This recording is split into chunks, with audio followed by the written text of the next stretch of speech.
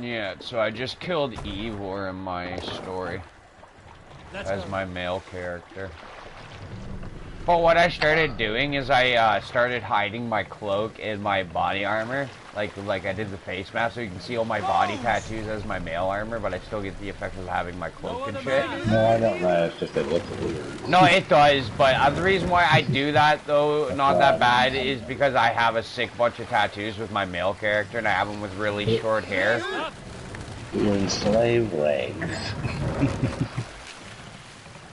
That's what it leaves you in, because your starter clothes are slave rank. Well, no, I have the assassin's pants on. Oh, well, you still... Okay, well, you have a slave shirt on. No, I have everything hidden but my assassin gauntlets and all my tattoos. You can only see my chest tattoos. Like, I have nothing on... I don't have the cloak or nothing on me. I have it hidden. Yeah, that would definitely... Yeah, that would look weird. Yeah, no, I'm just running around with, like, my fucking nothing on me, but it'll still have the effects like I'm wearing it. No, I know it does, yeah. But it's weirder when you're undiscovered and you're supposed to be wearing your cloak, because they will pretty much have you, like, just run around and look like an idiot because you'll be cloaked and just see your chest tattoos, and you'll still actually wear your cloak. It will register to put on your hood, and it will show your hood, but when you take it off, it goes invisible on your body right away. It's like, oh, okay, am I magic? Apparently. Apparently, I'm like magic. Oh fuck yeah! Oh, fucking. That's weird.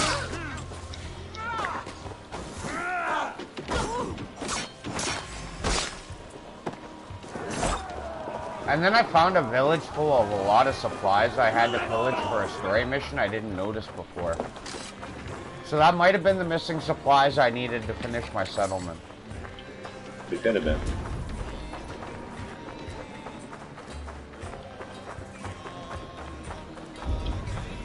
Because I've been really paying attention. And for that eagle, it's actually not as bad as what people think. I've been able to use it like closer to Origins and Odyssey now that I understand how to read when it's trying to tell you where a mission is and shit. It's trying to show you in a big blue highlighted area, that's where you're looking for. Yep. The older It'll eagle, have like a blue arrow towards that area. Yep. yeah, like nobody understands how to read the new Odin's vision combined with the bird, so nobody likes it, and they're like, no. I didn't even know that was an issue for people. I figured that it literally when I started the game, I was like, oh, it highlights blue.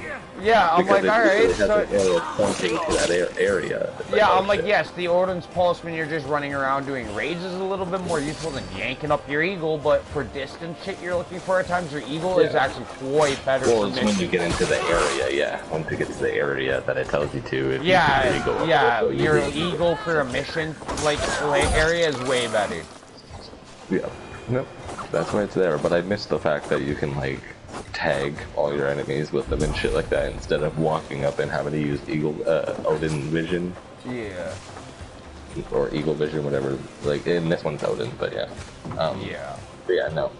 Just the highlighting ability with the eagle was always useful. Yeah. Because then you could use your eagle to fly around the whole damn place that you needed to and highlight every single last person. Yeah.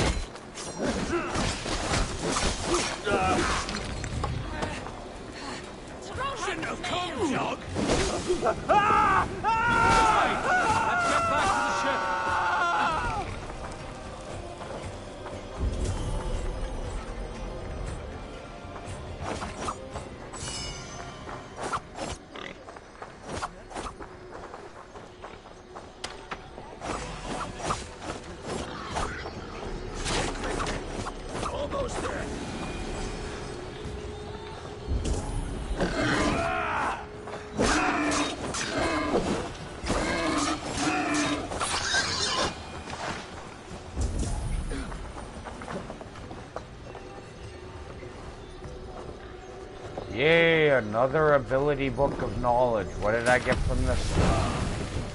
Dive of the Valkyries is now level 2. Yay! A move I actually use is at level 2.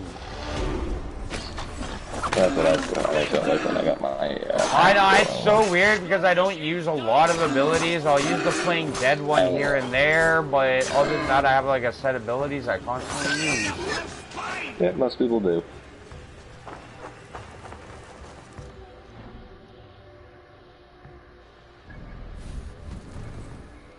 You'll find that being the case in God of War as well if you ever fucking play the damn thing. You'll get a bunch of different abilities, but you'll tend to use the set few.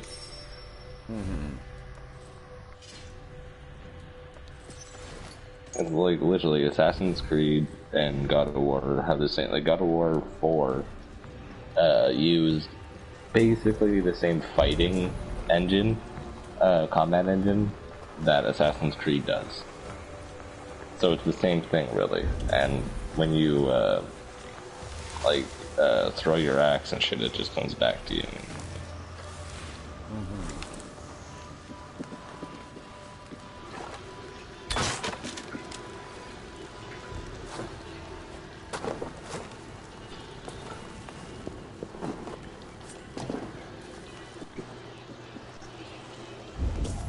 Like, I'm surprised you're not wanting to play that game if you're so into fucking mythology right now.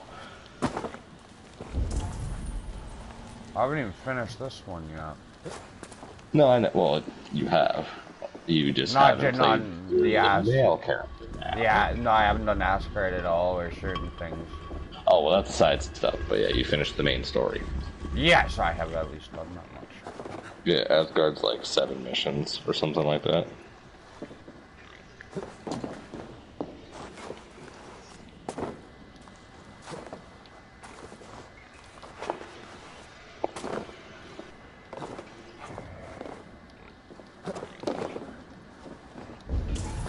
How in the fuck do I get up there? Oh, this is how.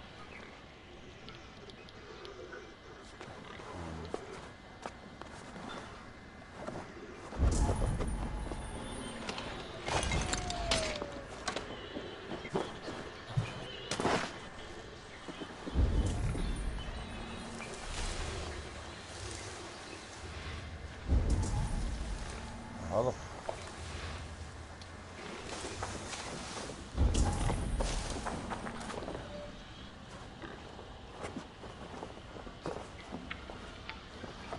Oh, here's a supply crate right here.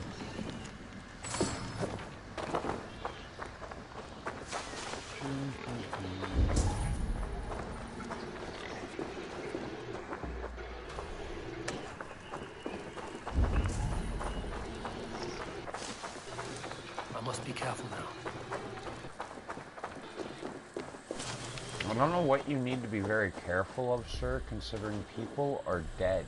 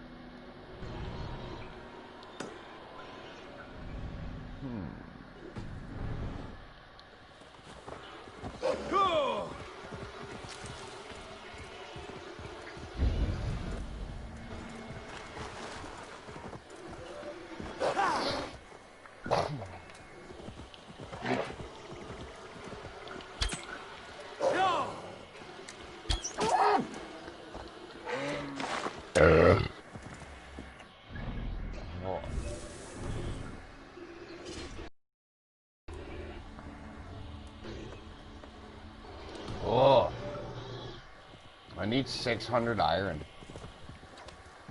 I'm getting to the point in the story where I know 4 to 5 rations is better than 3. Well, yeah. I haven't done the ration upgrade full yet because I'd rather the quiver usually because I do use arrows at sometimes. And I tend to use light arrows and light bows and shit like that over my Predator, but the Predator can hold actually a good amount of arrows this year with a fucking maxed out quiver, so.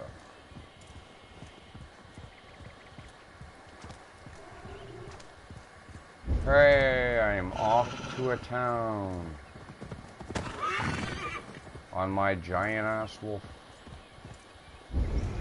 I hope this is, oh yeah, I don't have to play, I remembered this time. I don't have to deal with the stupid priest if this is the one I'm thinking of yet. I won't have to play What's the Story of God. I will just smart talk my way out of it. Because thank God for that flighting system this time. I probably, do I have to sell things right now? That would probably be a smart idea, probably. How much money do I have? Oh, cool, I have $600. Fuck. Thank God I'm always rich in this game. I've never comprehended that fucking figurement of how I always just seem to have money on my male character. But it's like I win a lot of drinking contests. I tend to do a lot of those and flighting. So it's like I always have $100 picking from the bets. Because I've learned you don't have to do the max bets for flighting to get the fucking clues or nothing. You just gotta win. Yep. So I don't... always did the max. I always did the max bet every single time.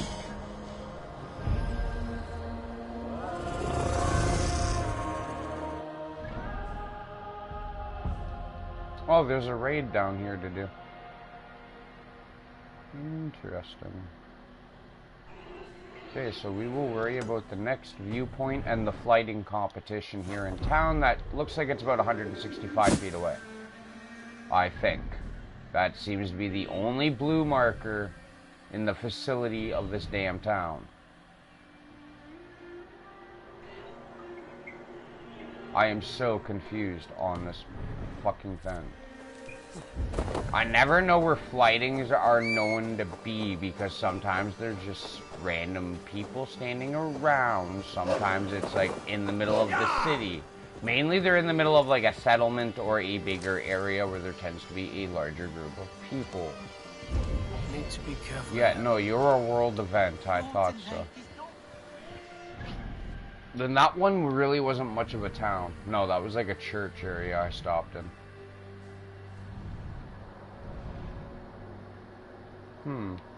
Where's the drinking contest? Aha! Drinking contest. Where's the blue marker for down there? There is none. What the fuck? That doesn't make sense. Almost every city's got flighting.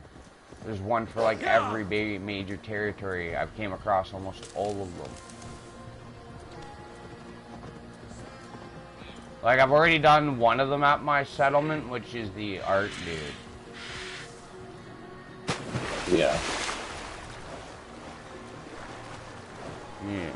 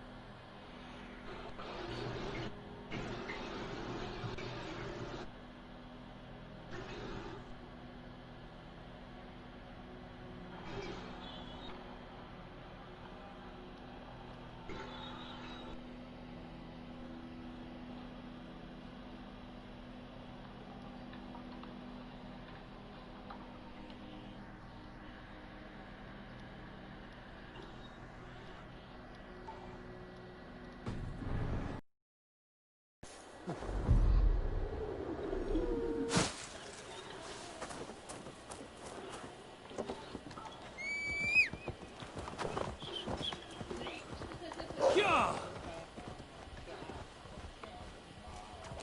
shouldn't be seen here. A hood should work.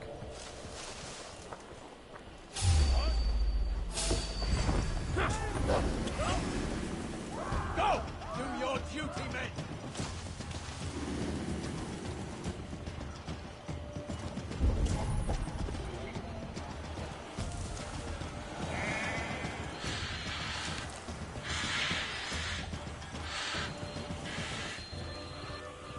Aha, I found the flighting in this place. Now I get to do a viewpoint and then off to the flighting, the other ability, and then the raid, and then the missions. Because most of the time they ask me to go to the smaller outposts throughout the missions anyway. They're all like, oh, do you mind if you like walk all the way over here to go deal with something very dumb? I'm like, I guess so.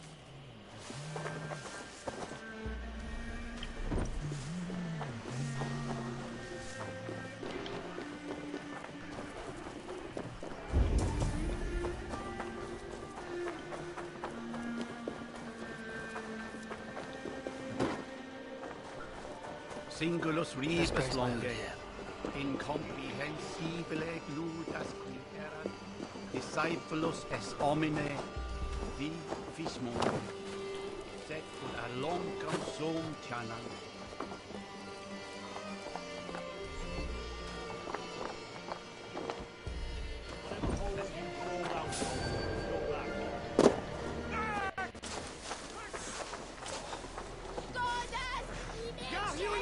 For your relief!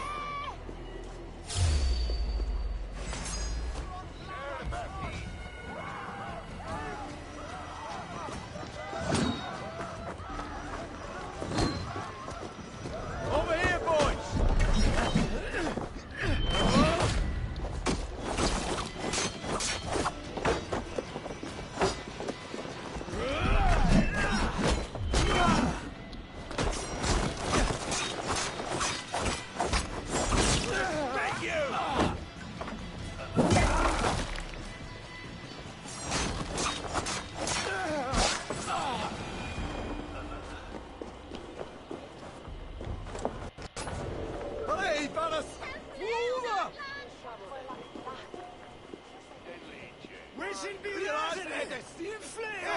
I am fighting with a monk in this city, really? Okay. Mm-hmm. I've seen about everything.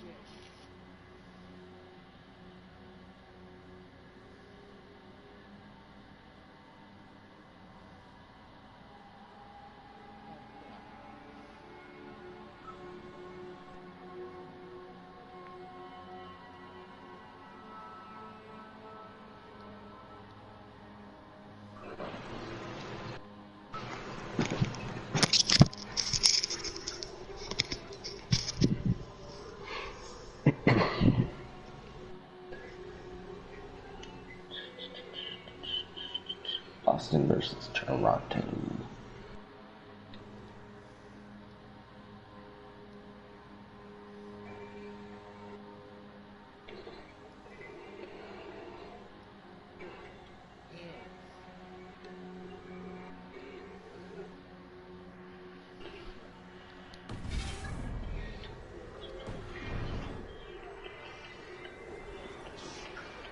Good day.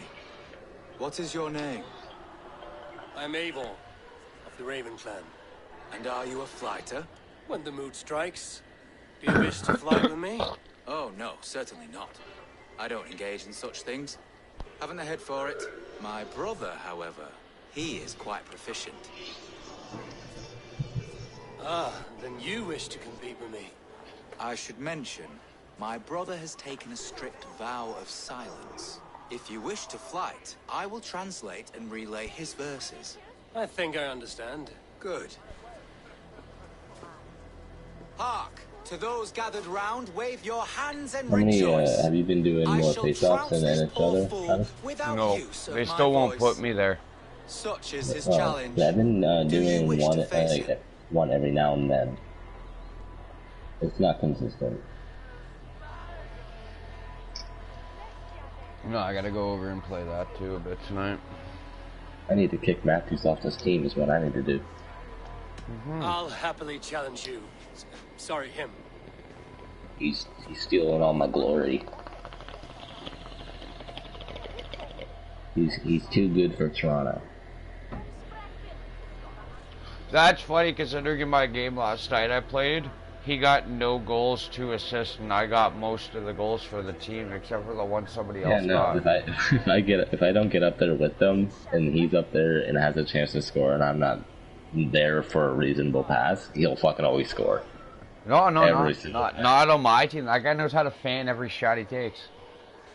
No, I'm saying like if he gets up there with the puck and I'm not at a distance that's available for a reasonable pass, and he has a chance to shoot, he'll always take the shot and fucking make it. Apparently. Yeah, no, on my file he'll take the shot but miss. Oh yeah, see, mine just fucking always seems to goddamn know how to hit the back of the fucking net. Yeah, no, he takes that shot. The goalie knows how to like block it or some shit or deflect it like somewhere else. No, Matthews just is out for my record. It's funny he's out for your record because I seem to be out for him and Tavares' bullshit records and they can't fucking keep up. I've already passed him though. That's the thing. Like I've already passed the record. They're up for mine now.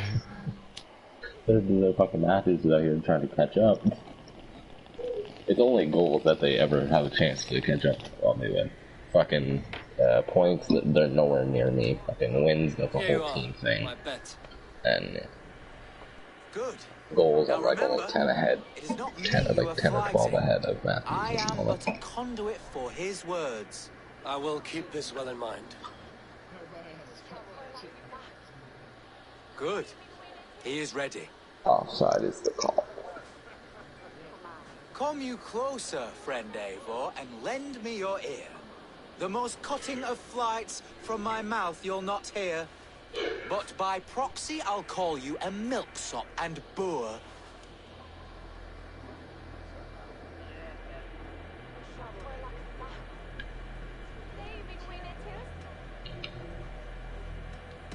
Though you speak through another, your flighting's still poor. Your body is withered, your garments absurd. I'll topple you over with nary a word. I'm devoted to flights, though to silence avowed.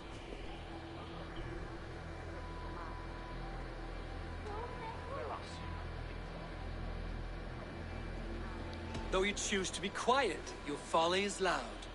Oh my!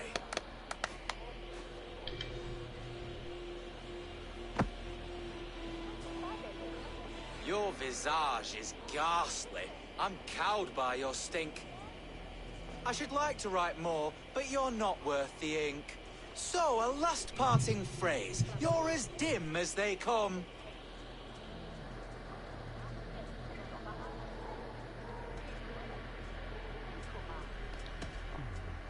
With such drivel to speak, I see why you keep mum. Very fine work. As an impartial observer, I must say you won. Thank you.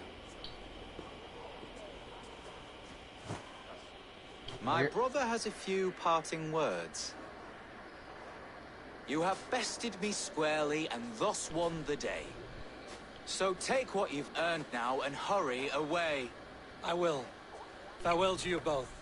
Yeah, I just did the big max bet against the mute and won. You did what? I did the max bet against the mute dude and won. Yeah, see, most of the time you'll win, so it's just better to do the max bet.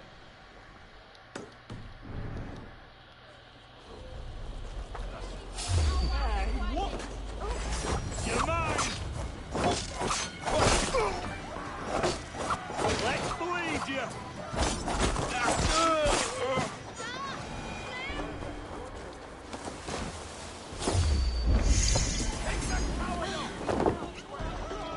I'll smash you, intruder! Come on, get over it!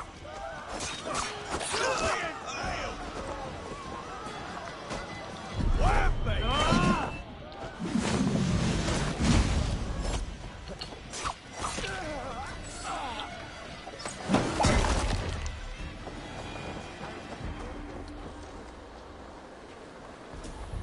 Hey, fellas!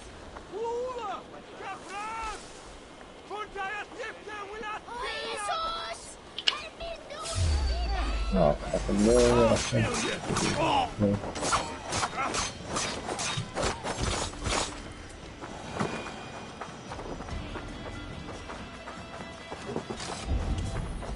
My God, I've gotten into 20 sword fights just getting to the fucking... the alcohol, dude. What about him? Oh, I was trying to get to the fucking drinking contest, and I had to get into like 30 guard fights just to get here, because I'm not even allowed in the city yet. So I had to fight off guards just to do the fighting and that, too. Good, well worth a little silver, I assure you.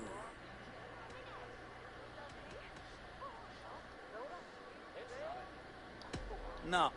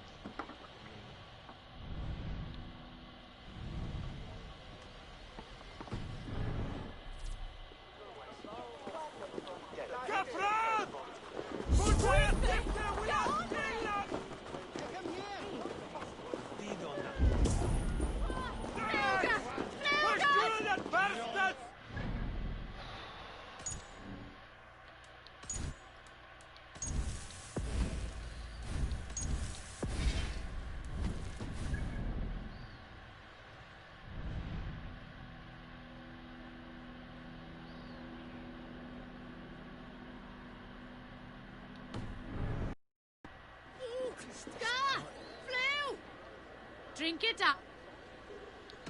Let's see your...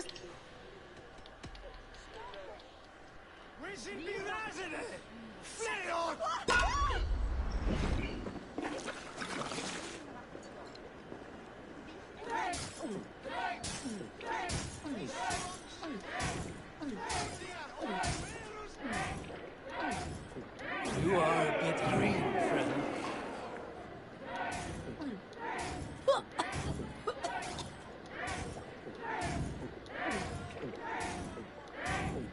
You're going to start.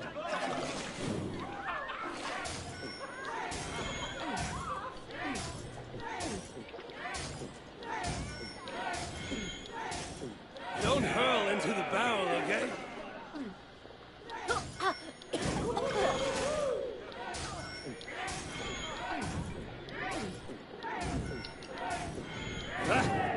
Rulemonger. I've already finished almost all my horns before fucking she's almost finished all hers. I have only 2 horns left to do, and I'm on the largest bet. She's barely done like halfway into her fucking second last one, and I'm on my last one.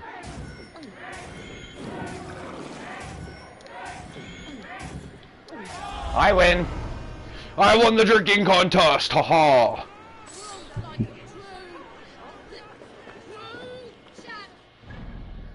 I feel really good at, I'm really good at those. Well, I tend to be really good at drinking games in this game. Well, it's just clicking X. And balancing and yourself. Sometimes turning your left analog stick left or right. Yeah. Oh, how is that? Okay. That's not that bad.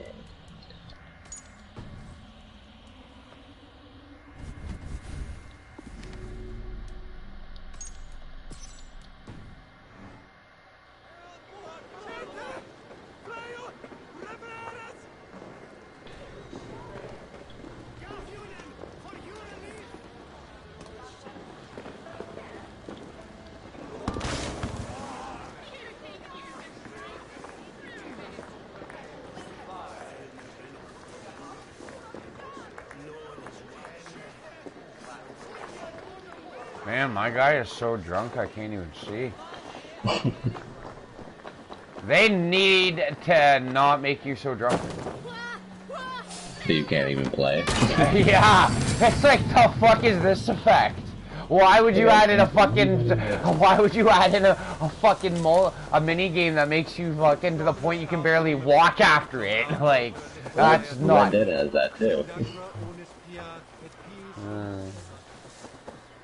Yeah, I know Red Dead has that too. It's like you get so fucking hammered, you try to walk, you just fall over. You're like, thank you. Yeah. I wanted to walk farther than 2 steps. Yeah.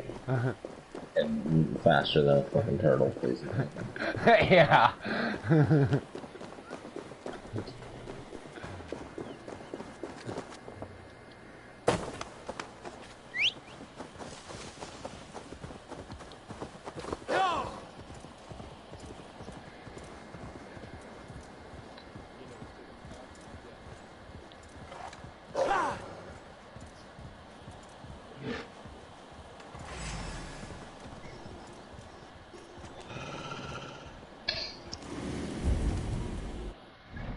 What's my power level right now? Oh, 120. I'll be able to start taking on legendary animals soon. I'll do that around level 180 when I can actually take on the big one bear and actually take on like the herd of wolves and different ones.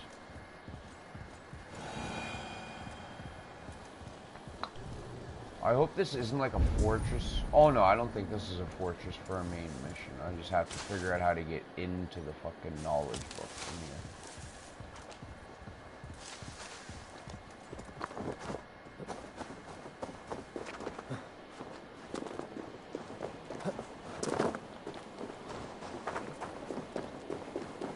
I should be cautious around here. You should be cautious. How about we just walk a centimeter into this area, hide in the bush, and then on the count of 3 we'll blow our we'll assassinate this guy and then blow our Viking horn. How about we do that, sire? Start raid.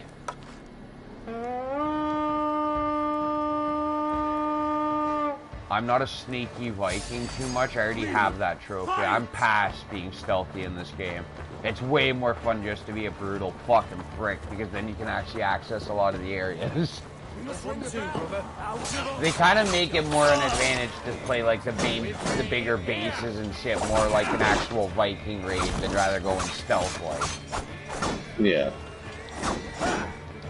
Which makes sense to a very good degree.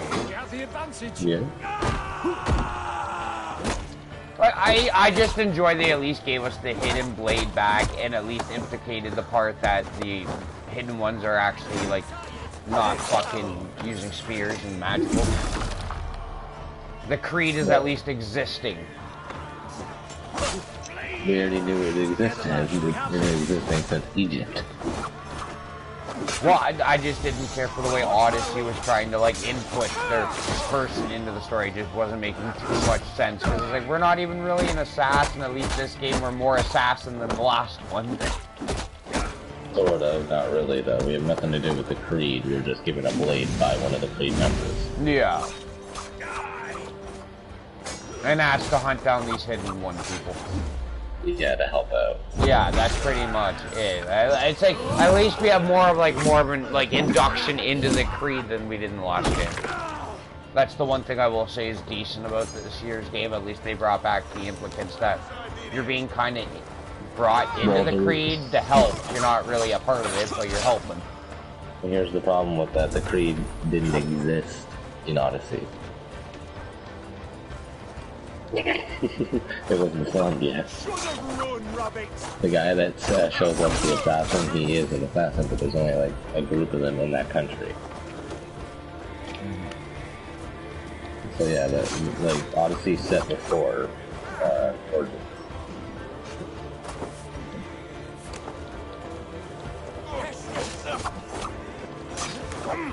Patience! We'll fight the open!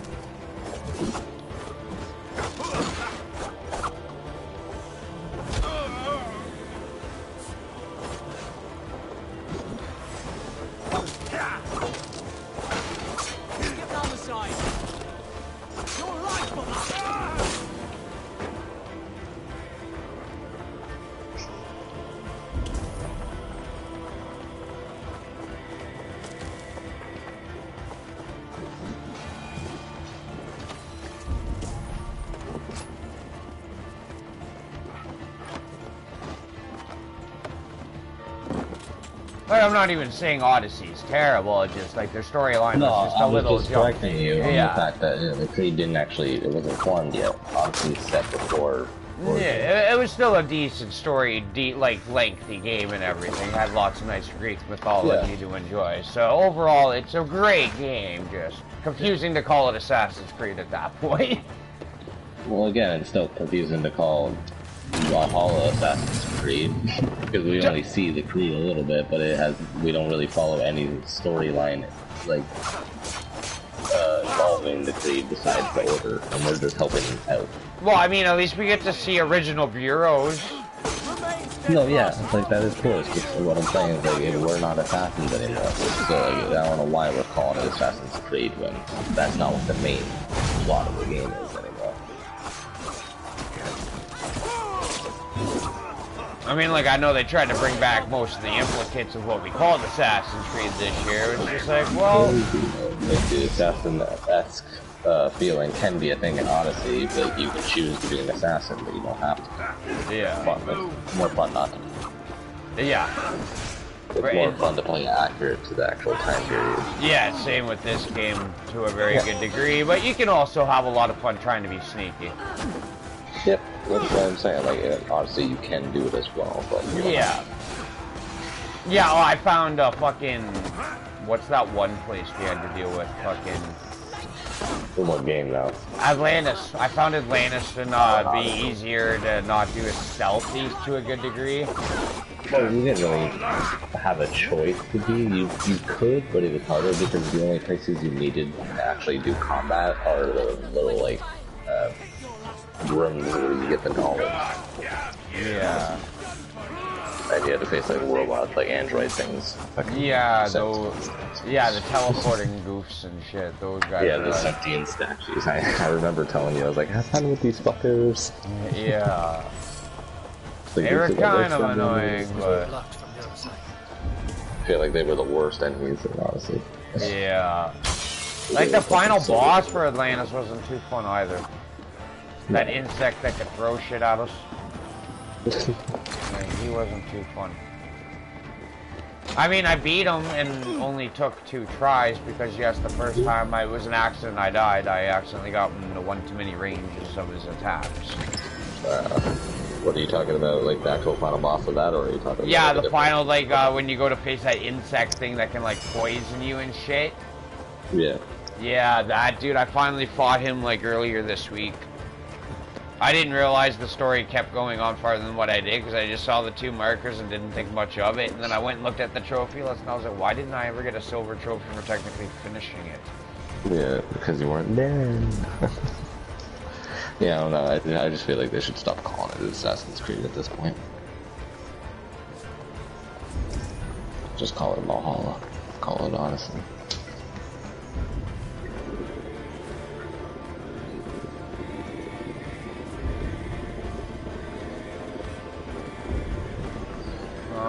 So there is a key apparently somewhere I need to find.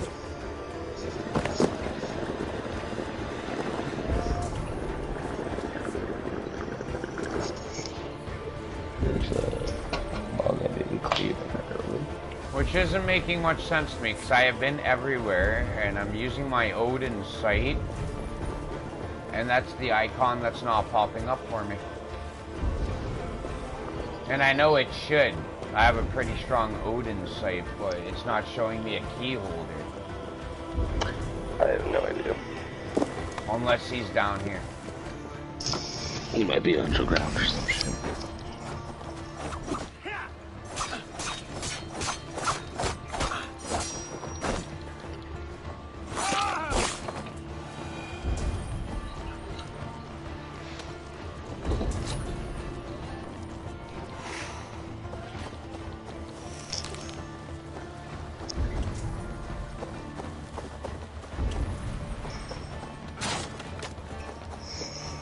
One of you assholes have a key over here?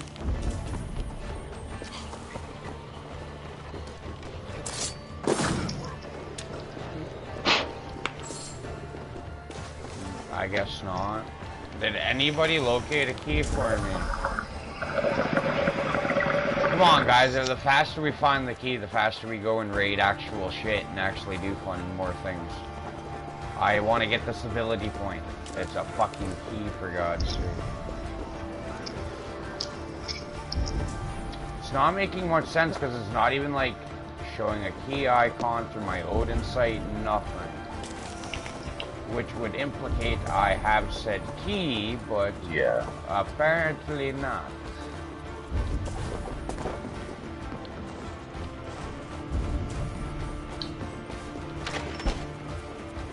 Oh, there's a barred door. That might be it right down there.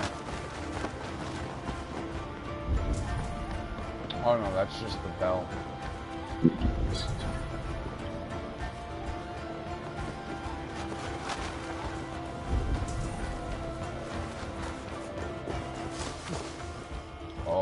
Oh, what's that? I have found the key. It was higher up in the tower. No. It's better, yeah. Like right above the ability book in that same tower. I hate it when that game does that. It's like, where's the key? Like, just look 20 feet upward. Like, gee, thanks, assholes.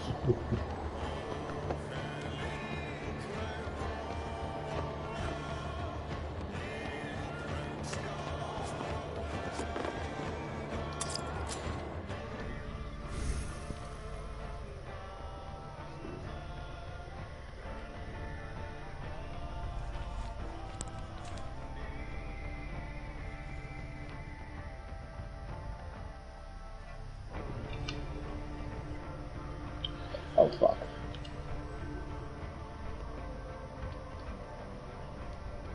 Oh, yeah, so when Tuesday happens, I'm getting a little bit of gold for Red Dead for the fishing job whenever they decide to hand it to us. Mm-hmm. And then I'm buying a couple of Helix credits packs for AC Valhalla to get cosmetics for that poison and fire outfit I like. I use both abilities differently and very versatile. Like right now I'm trying to work on my fire abilities on my female more, make her more the fire character, maybe make the male poison. Yeah. Try to make like reasons why I'm buying each outfit kind of deal. Even though I think I might only use the animal implicants and keep the hidden ones outfit because I do like that one the best. Yeah, it's pretty cool.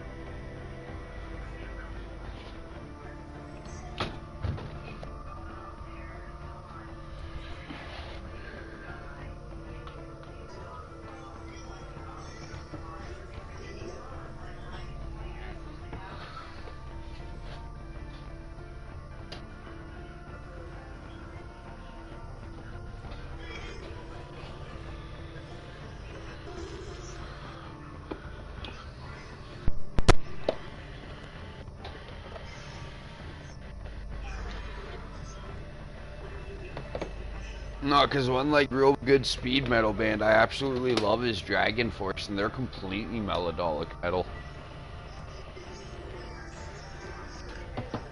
What'd you say? I said one band I really like that's like really hard and shit is like Dragon Force, and their vocals is pure melodic. Like they don't really scream, right? They do like an actual, like you understand every word Dragon Force physically sings. They sing like that. They sing like a medieval type evil, fantasy evil, but like you actually understand every word the fucking singer sings to you. Yeah. It's not 3/4 gibberish, and you're like, what did he say?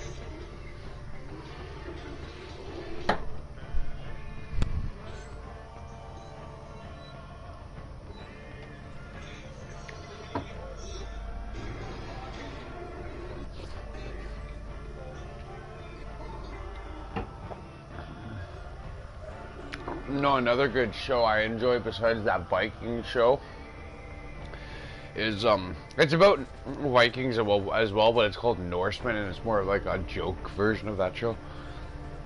It just portrays Vikings to be like very silly and dumb.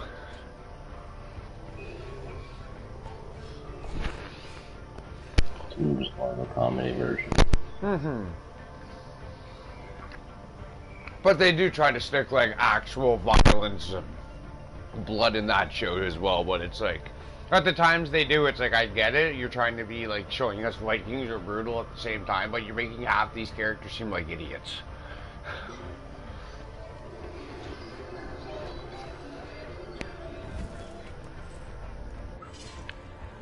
And then I just saw Big Mouth made a new season. Yeah, you were saying that the other day. I don't know if you've ever seen that show. My ex-girlfriend used to watch it. I never paid attention to it. I go on my phone and just listen to music. No, I can get why you weren't paying too much attention to it. It's like fucking pretty odd. It was so cringy to me. I was like, yeah, sure, you watch it. I'm just gonna lay back and put my headphones on. I'm not gonna listen to I'm not watching your show. Yeah, but puberty monsters and shit. No, I know. Like, I saw I saw what it was, and I was, no. Yeah, no, I get it. It's a fucking weird show. Oh, it is, but when you're right baked, some of it's fucking hilarious.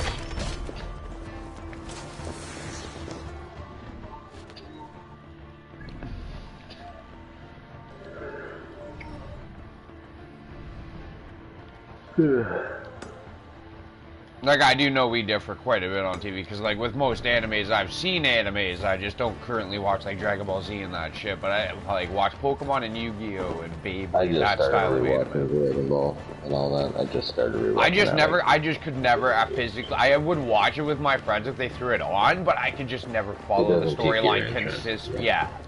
It was like, alright, I could watch it, I could understand who's who and know what's kind of going on, but it just, like, didn't pique my interest to steadily watch it every day. Yeah, it's like, I don't know, you gotta be really involved in, like, emotion and story. It's not like, I don't know, it's weird to explain.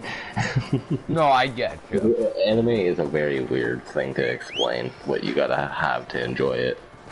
Yeah, where it's like, most times I enjoy, like, the Viking historical, like, the one show Vikings I'm actually watching, where it's, like, actual emotional, real-life Viking kind of, like, life. And they're, like, actually going on telling the story about how they raided England and France and shit. Yeah, it's a period piece. Yeah. Which is a show or maybe set in a certain time period. Yeah, and it's just like, I don't know, animes were just always hard, like, besides, like, Yu-Gi-Oh! And shit, where it was like, we were physically able to play games off of this shit. Dragon Ball. Well, it was more or less because we watched those when we were younger, so that's why you were able to get into them, because you were younger. Yeah, that too. And then by the time everybody was trying to get me into Dragon Ball, I was like 20 and shit. I was like, what the fuck are we watching here, boys? By the time you're up there, you're like, you can't get into it. You have to already be into it. Yeah, exactly. Where it's like, you know, I can still sit down and watch like a first earlier seasons of Pokemon or Yu-Gi-Oh! I'll still be fine with it. You put on the new, you put on that newer bullshit versions of the shows though, and I'll look at you like you're fucking sideways. Yu-Gi-Oh's gotten weird. Some Pokemon have gotten weird too. Like, I will accept like some of these mega new evolutions. But it's, yeah, the things keep getting weirder, but that's because they have to keep staying original. No, and I get that, but like where the Pokemon are like starting to look like first and second gens just morphed together somewhat. Yeah. That's where I lost peak of interest in the looks of them, but I was like, whatever. I was talking about like the actual anime show, and it's just like, yeah, like it's tend to stay the same. It's been the same pretty much the whole time. It's just evolved with the game. Like now that we have Dynamax, which is basically your Pokemon gets huge shit, yeah, and gets a different form. It's almost like Digimon in a way. They almost kind of morphed it over with like a Digimon sense. Sort of. Digimon and Pokemon have always been rivals, but Pokemon's always been better. Yeah, well, I was able to get into Digimon too as a kid, but watch that. Yeah, Digimon. Yeah.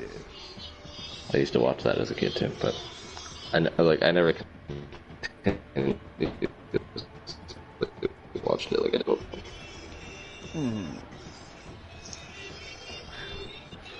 And then Beyblade just Dragon Ball's, popularized, like, just fucking us battling two spinning tops. Well, yeah, but I forget what series it was. I think it was Beyblade Metal. That's actually a pretty good series, and they make it more action-packed because it's like so, they make the fucking battles like way more extreme than they actually are. Yeah. There's like fucking wind, there's like tornadoes and shit fucking popping out. It's like, bro, it's like we got fucking Hurricane Sandy up in this arena. But yeah. Again, Pokemon's pretty much stayed the same. Yu-Gi-Oh's changed completely. Fucking everything changed. But yeah, again, Dragon Ball's mostly like a lot of comedy, motion, action-packed like battle sequences, but mostly with like powers and shit. Less like it's not really choreographed fistfights like in Naruto. Naruto's probably the best anime for actual choreographed fistfights that you can see. Because in Dragon Ball, it's just a bunch of fucking matches going on. You just see like contact, like you just see things exploding, like to show you that the fists are actually making contact. You don't actually see the fist fights itself. Yeah, no, see, yeah, and then like even with like WWE over the years, like I said, right, it was like for the last couple of years, it was only about the Undertaker. As I would really watch a whole pay-per-view if that guy would be involved in one fucking match. I would wait 4 hours to watch this old guy take 20 years to come to a ring. And then barely be able to fucking do much, but still win a match with a cool tombstone pile driver and leave. Yeah, the same way though, WWE, the way you are with anime, I stopped watching that when I was like 13. Yeah, it was like when I can't get into it anymore. Yeah, it was like with wrestling, it's like I completely, once like the guys we initially loved stopped really doing it full time, like Austin, The Rock, and Triple H even started going more behind the scenes. I stopped losing the interest in the storylines because I'm like, it's not the wrestlers I know. Jeff Hardy came back and left, CM Punk left, and he was like really the only newer guy I liked. Was CM Punk, and now that he's like not there, I was like, nah, Punk's fucking gone, I'm done. I'm like, I'll watch The Undertaker wrestle at WrestleMania, and then he lost to Lesnar, and then I was like, do I even want to keep watching him fight at WrestleMania, because now it just doesn't mean shit to me. Like, he lost the streak already. Yeah, I don't know, I just grew out of it. I just lost interest in that show, like, a long time ago. It's not that it's bad or anything, it's not for me. Your mic is messing up, by the way. So I was quite interested in that one. Because I know he was famous for taking large high falls, right? So he did another Hell in a Cell bump that Mick Foley famously did, but that one's a little taller for nowadays. The cage is a little taller. I think it's an extra like 10 feet taller, and Shane just did like his famous elbow drop and missed kind of deal. Sure. Yeah. So it was something he could control, like landing more. I'm just watching a video on now. If I seem like I'm lacking attention, I'm trying to also watch a video on Valhalla's new update coming up in February. Yeah, but yeah, no, that's just like the only thing. Like, I watched his match with AJ Styles where he came back as more of the biker style mixed in with his original look, and I didn't mind that match. It had a good feel to it, but it was a cinematic buried alive match with the COVID shit going on to the point you could play with that so well and add in effects to make it look good.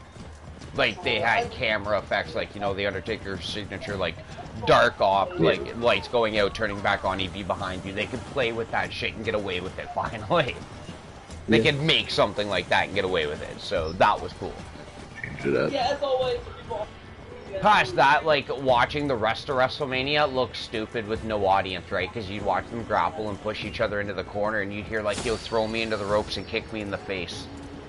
And you're like, dude, I just heard you ask him to do that. If you're planning on buying like outfits on Valhalla, you should watch this video so you can either choose to buy the one you see or wait until February. Okay. It's by Jor Raptor. It's like, it's basically saying how everything for February, or a lot of it, has been leaked.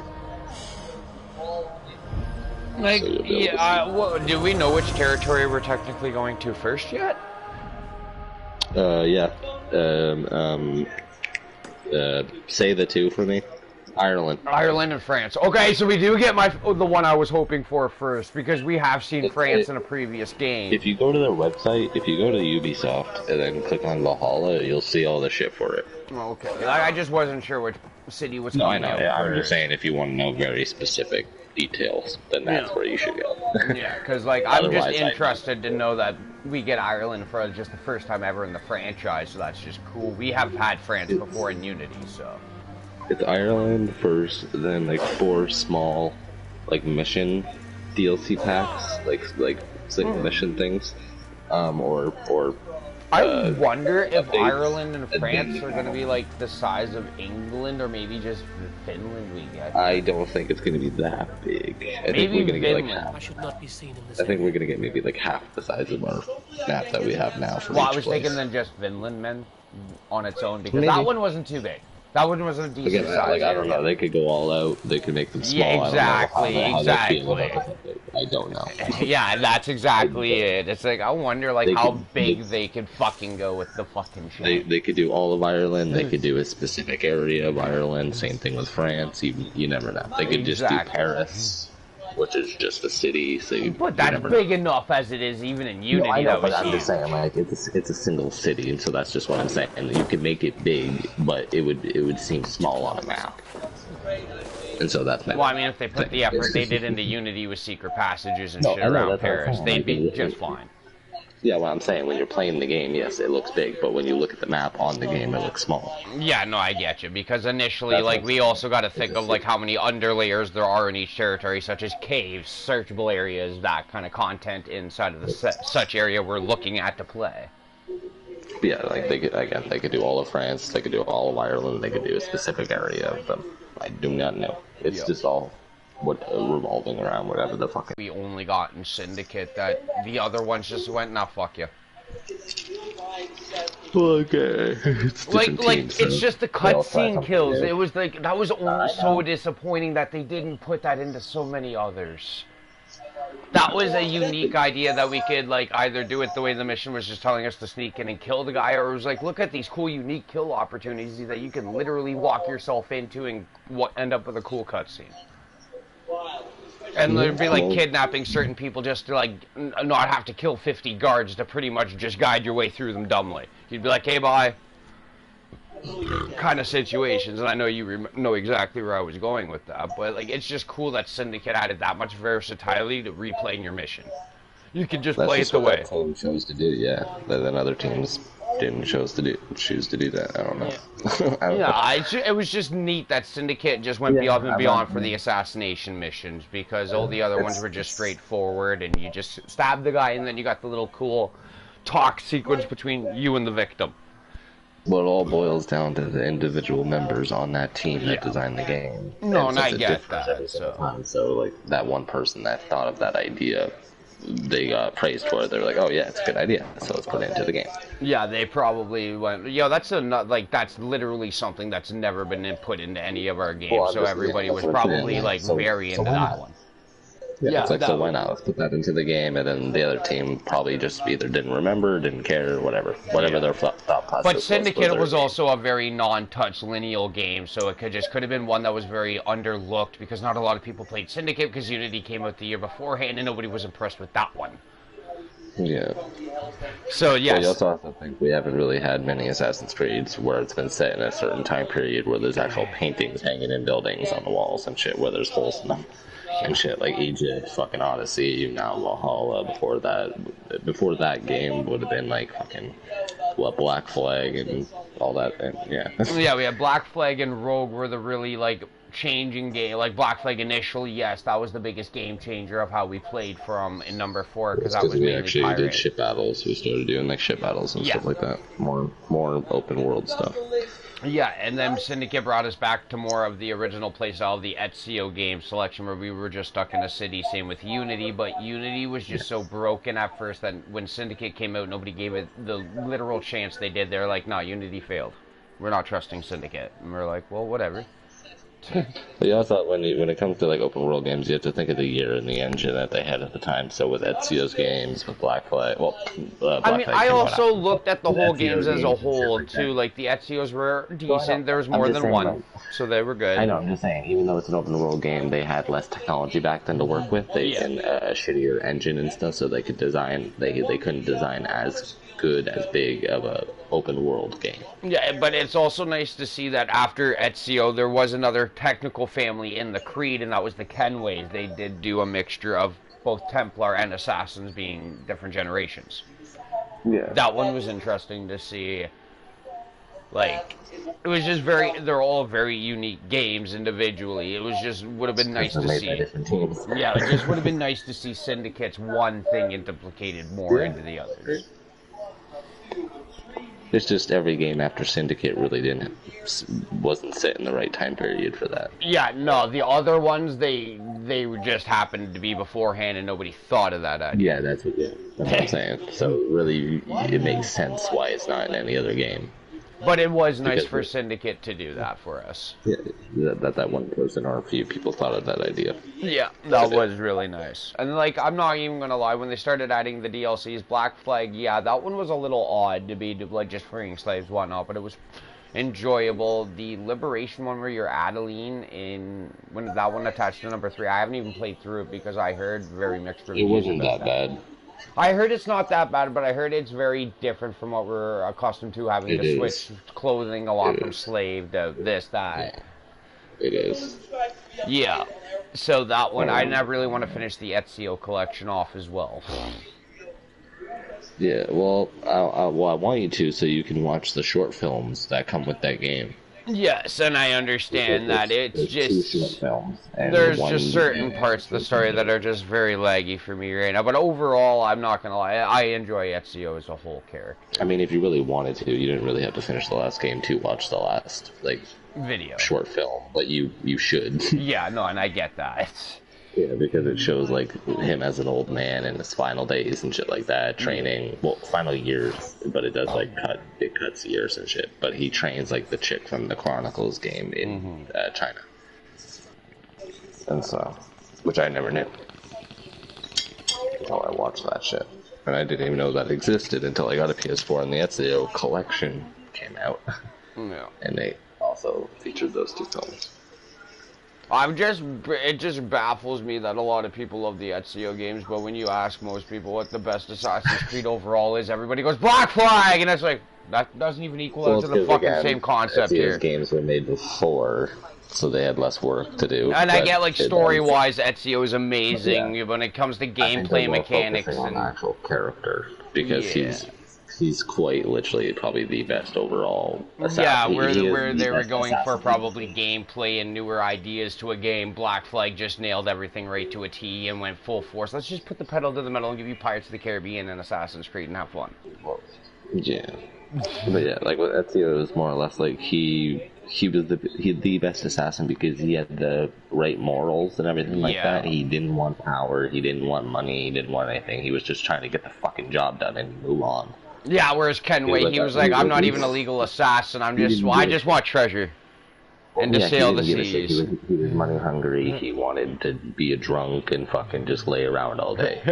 Yeah. He had shitty life morals. He didn't care about other people. You know, I'm like not saying pirate, it's like, at least he's not like a Templar who's trying to control people, he doesn't want ultimate power, or he just wanted money and just to be drunk and enjoy his little life party. His character, yes, because he's a pirate. I'm not saying it doesn't make sense, or it's stupid, that's his character. Yeah, so but I mean, like, at least he's not power hungry over everything when he starts learning everything. Again, he's just lazy. He wants treasure, alcohol, and to sleep.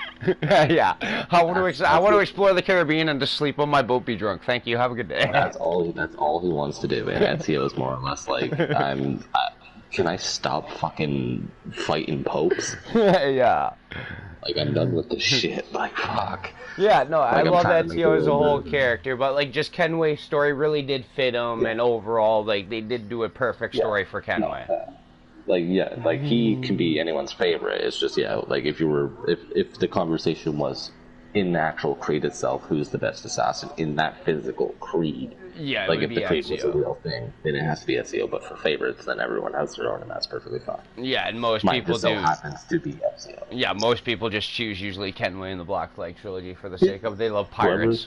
Because it's more entertaining. It's more lighthearted, funny. And that one really did catch a lot of people's attention due to the sea battles and newer mechanics. Yeah. Like, yeah, because it was breaking into the new engine where they could build a bigger world, make it smoother, have underwater shit, actual ship battles. Yeah, they started adding in a lot. And then Rogue, I like the fleet battles better in Rogue than what we had to do for the boss battles in Black Flag, but it was because they actually brought in like an actual, like you had a whole fleet of ships behind you and you were taking out like a fleet of 20 ships plus a master ship. Yeah, the game came out after, so they were able to make updates to the last version of that. Yeah, and it was also interesting how, yes, you were turning Templar, but you did get the closing games, technically, of number 3 and Black Flag, because you did see the final part of Kenway's first mate, Adwell, and you also heard the death of Connor Kenway happen in the fucking game. So you do know initially somebody in the, like, legacy of Kenway's did die. We do know when Connor apparently died. Well, he died in his sleep. In Rogue. Not in his sleep, but he died as an old man. Yeah, in Rogue. He just happened to die in the timeline of Rogue as an old man. Edward got killed by mercenaries that tracked him down for something that he had in his possession. And then Henway died of Connor. Yeah, I guess. I don't really remember I think his, I'm pretty... Yeah, he's the final boss of Assassin's Creed 3 was Henway, our father. We had to kill him in that weird fight. I remember one died an old man, one got tracked down by mercenaries and killed. Yeah, and one was a Templar and completely against the Creed at that point, and that was Henway. Yeah, it was hunting down assassins. Yeah. But like Rogue was the interesting one even for a story because it finally gave you the other side of the coin and was trying to show us that really as much as we always thought the assassins were good, maybe their idea is not always the best. It was just trying to show us maybe the Templars could be half right. Well, if you get to know their side. Ideals, it's that the assassin's ideals contradict each other, contradict themselves. What's the phrase that they use, like the assassins use? Everything's permitted, blah blah blah blah blah, right? And it's like, okay, so if everything is permitted, who is given this permission? And that's what I'm saying. So someone's in charge here. Someone's the rule makers. So I thought you said you were all about free will. Yeah. You guys don't have free will. If you guys are doing this under the orders of somebody else, then you're not doing it. Yeah, and under an oath, then technically it's not a free will. Like, yeah, you might have joined this place free, like out of your own kind heart, but then you're taking orders and shit. Yeah.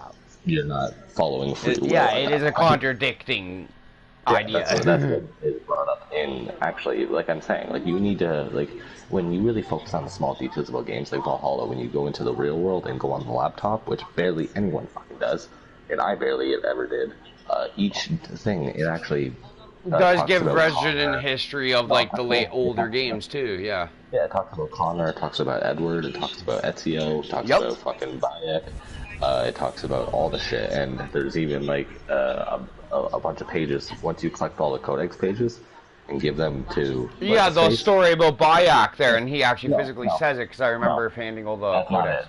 Not the Bayek story. I was just going to say something else. If you go back and read all those codex pages, it's about one of the... It's about the chick from the first civilization talking... Oh, no, sorry. It's about, what's her face? The chick from Odyssey. Cassandra? Yeah, it's her, because she takes the staff and she exists throughout time, so she made it to that time period, and she comes into the temple and talks to them, the Altair. Interesting. And fucking talks to them, so it shows a connection between questions all their morals, basically. Their morals and shit. It's like, okay, so yeah, if this permission. And then we got the crazy ending to this game to make us think we're going into real life next game because we really don't see any other way of doing it anymore. And then there's the ending of this game where, like, we ended up switching characters in reality, point blank, and we think the next game is going to be set more in modern day time because it's the only way thing that's making sense now. Like, wait till you get to the end to make your guesses about. Yeah, because I have seen the end of the game where we switch characters and everything. Because my female character's done the main story. I just haven't finished my Asgard part or done a lot of other shit. My settlement's almost at level 6, but I don't know where all the other supplies is, and I really am too lazy to re-scavenge England for it all. I'm not gonna lie. Yeah, my Wi-Fi likes to shit out a little bit.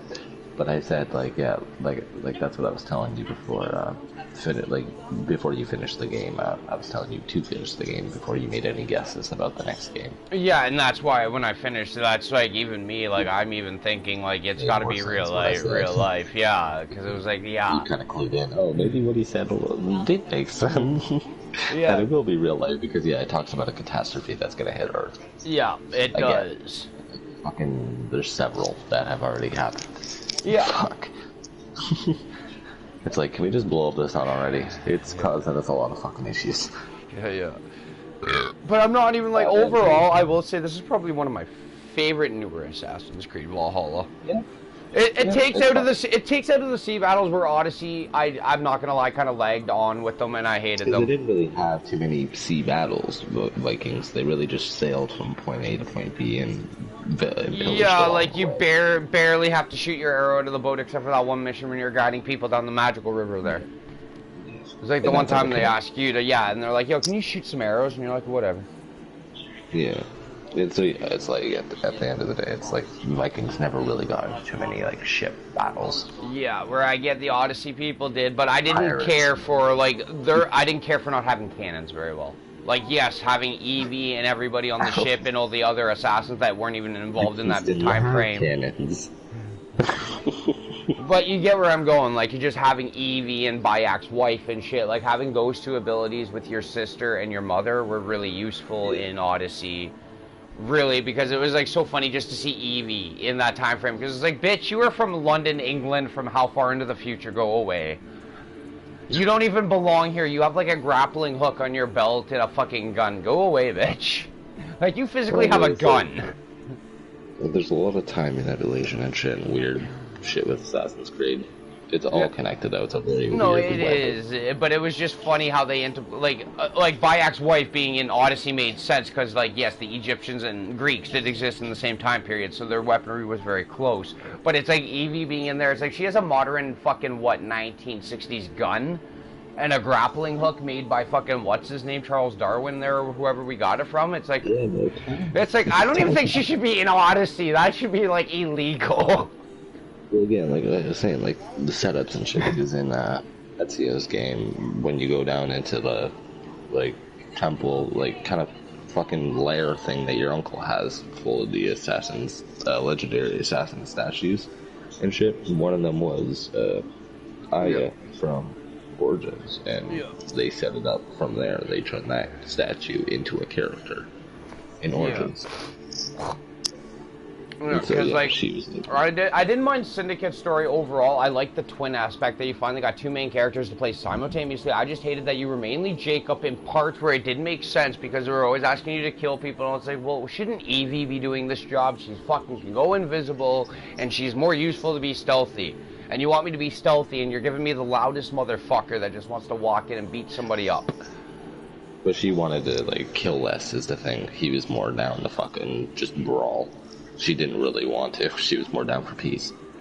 I get where she was like down for peace, but like your job as an assassin to also be stealthy while you're doing your job. But again, like, she wasn't inducted. She was kind of forced into doing the job because her family was assassins, like her aunt or whatever that we play a single mission for in the world. War. I just fucking prefer Evie over Jacob because she's got the better fucking abilities. Yeah. When it comes to being stealthy wise, even for killing, it's like I'd rather be Evie, even though she's against killing. It's like Jacob was just fucking utterly useless unless you want to point a gun and shoot.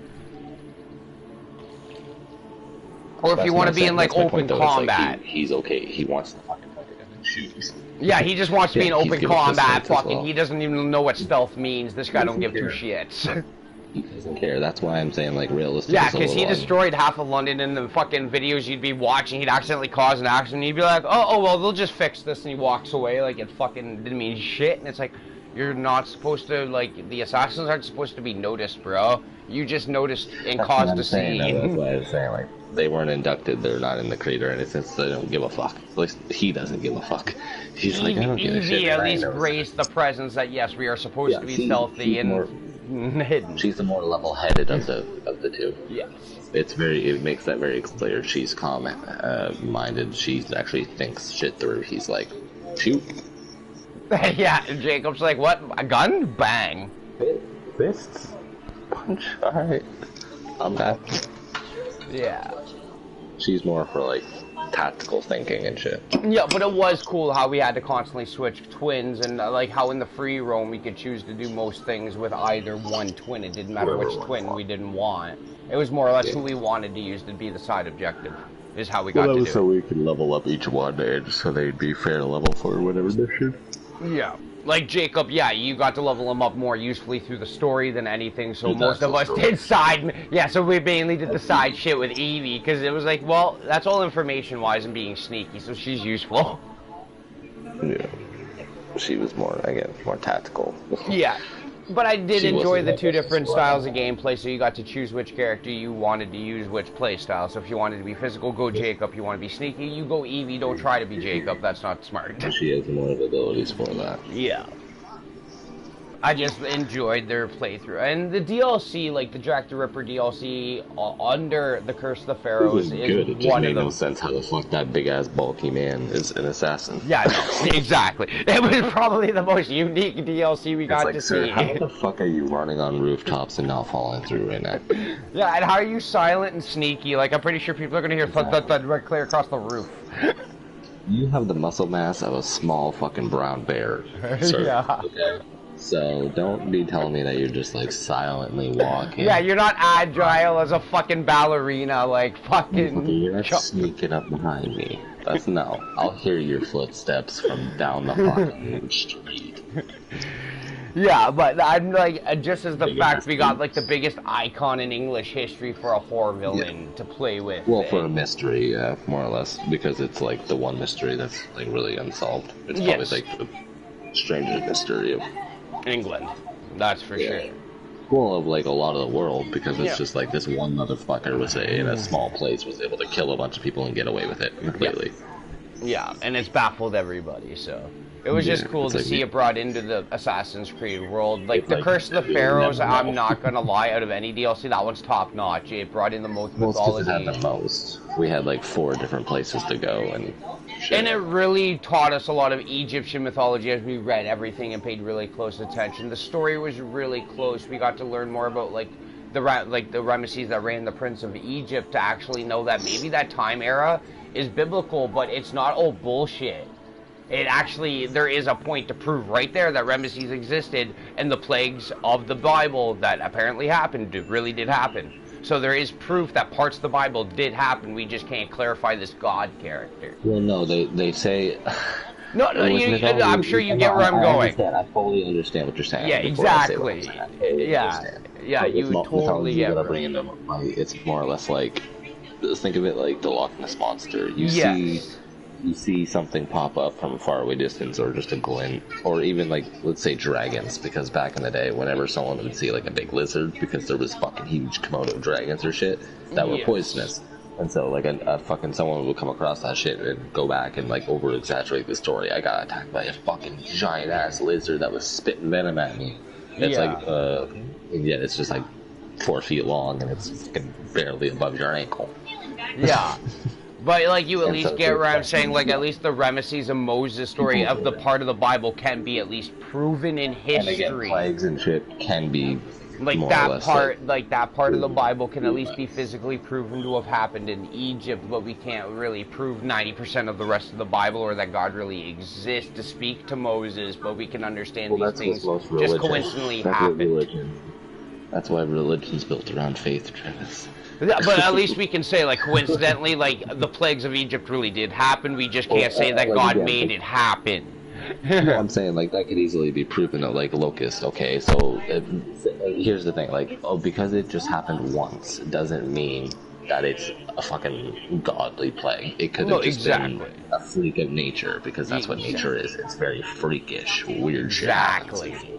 They could have just been passing through from a long ass fucking journey, and then they stopped and were like, "Oh shit, fucking fabric," and started munching the bitch. Yeah, exactly. And then the Nile, that was more or less proven why it turned red, because probably some sort of microism in the water, because there is different types of ponds around the world that will change color. There is a rainbow river somewhere in the world, and that's because of the microisms. So, that one was even proven. So there's like parts of the Bible you can technically say that technically are true, but you can't physically say like God made it all happen. It was scientifically proven. Yeah, it's because that's religion, though. It's all religions. The faith likes to do the faith shit, but at least like is that part we could historically say. Well, no, historically this shit really did happen. We just can't physically prove that it was a god. We can't prove how the fucking pyramids were built. Yeah. Besides, we figured out like they have millions of slaves, and it was mud and water, and we don't know exactly how they got from point A to point B, but we know with 1 million slaves, that's bound to probably work. I know, but scientists broke this down, man. It was like the angle and shit. If it was a ramp that people want to say it would be a long ass fucking ramp. No, and I get that. It was like, it'd be like fucking 7 miles long, my dude. If you wanted to fucking go up directly straight without having to fucking lug a giant stone up directly at a 90-degree angle. Yeah, no, so it's like, no, the pyramid, part of how they built that is like... so confused. It's like, because if it was just 1 million slaves, it's like, oh shit, obviously they had those there figured out. It's like, no, scientists have broken this shit down. It's like, how the fuck did you build these bitches? Yeah, not just one, not just two, but fucking multiple. Yeah, it's like, you guys are like, what, freaks over there? Like, you fucking wizards? That's why everyone believes in aliens. It's like the aliens did it for fucking levitation or some shit.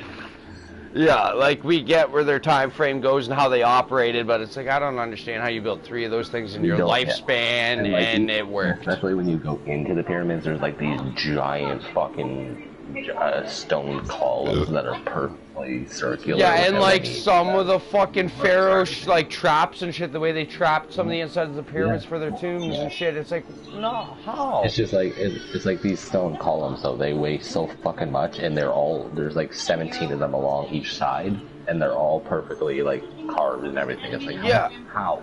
How the fuck did you all do this shit?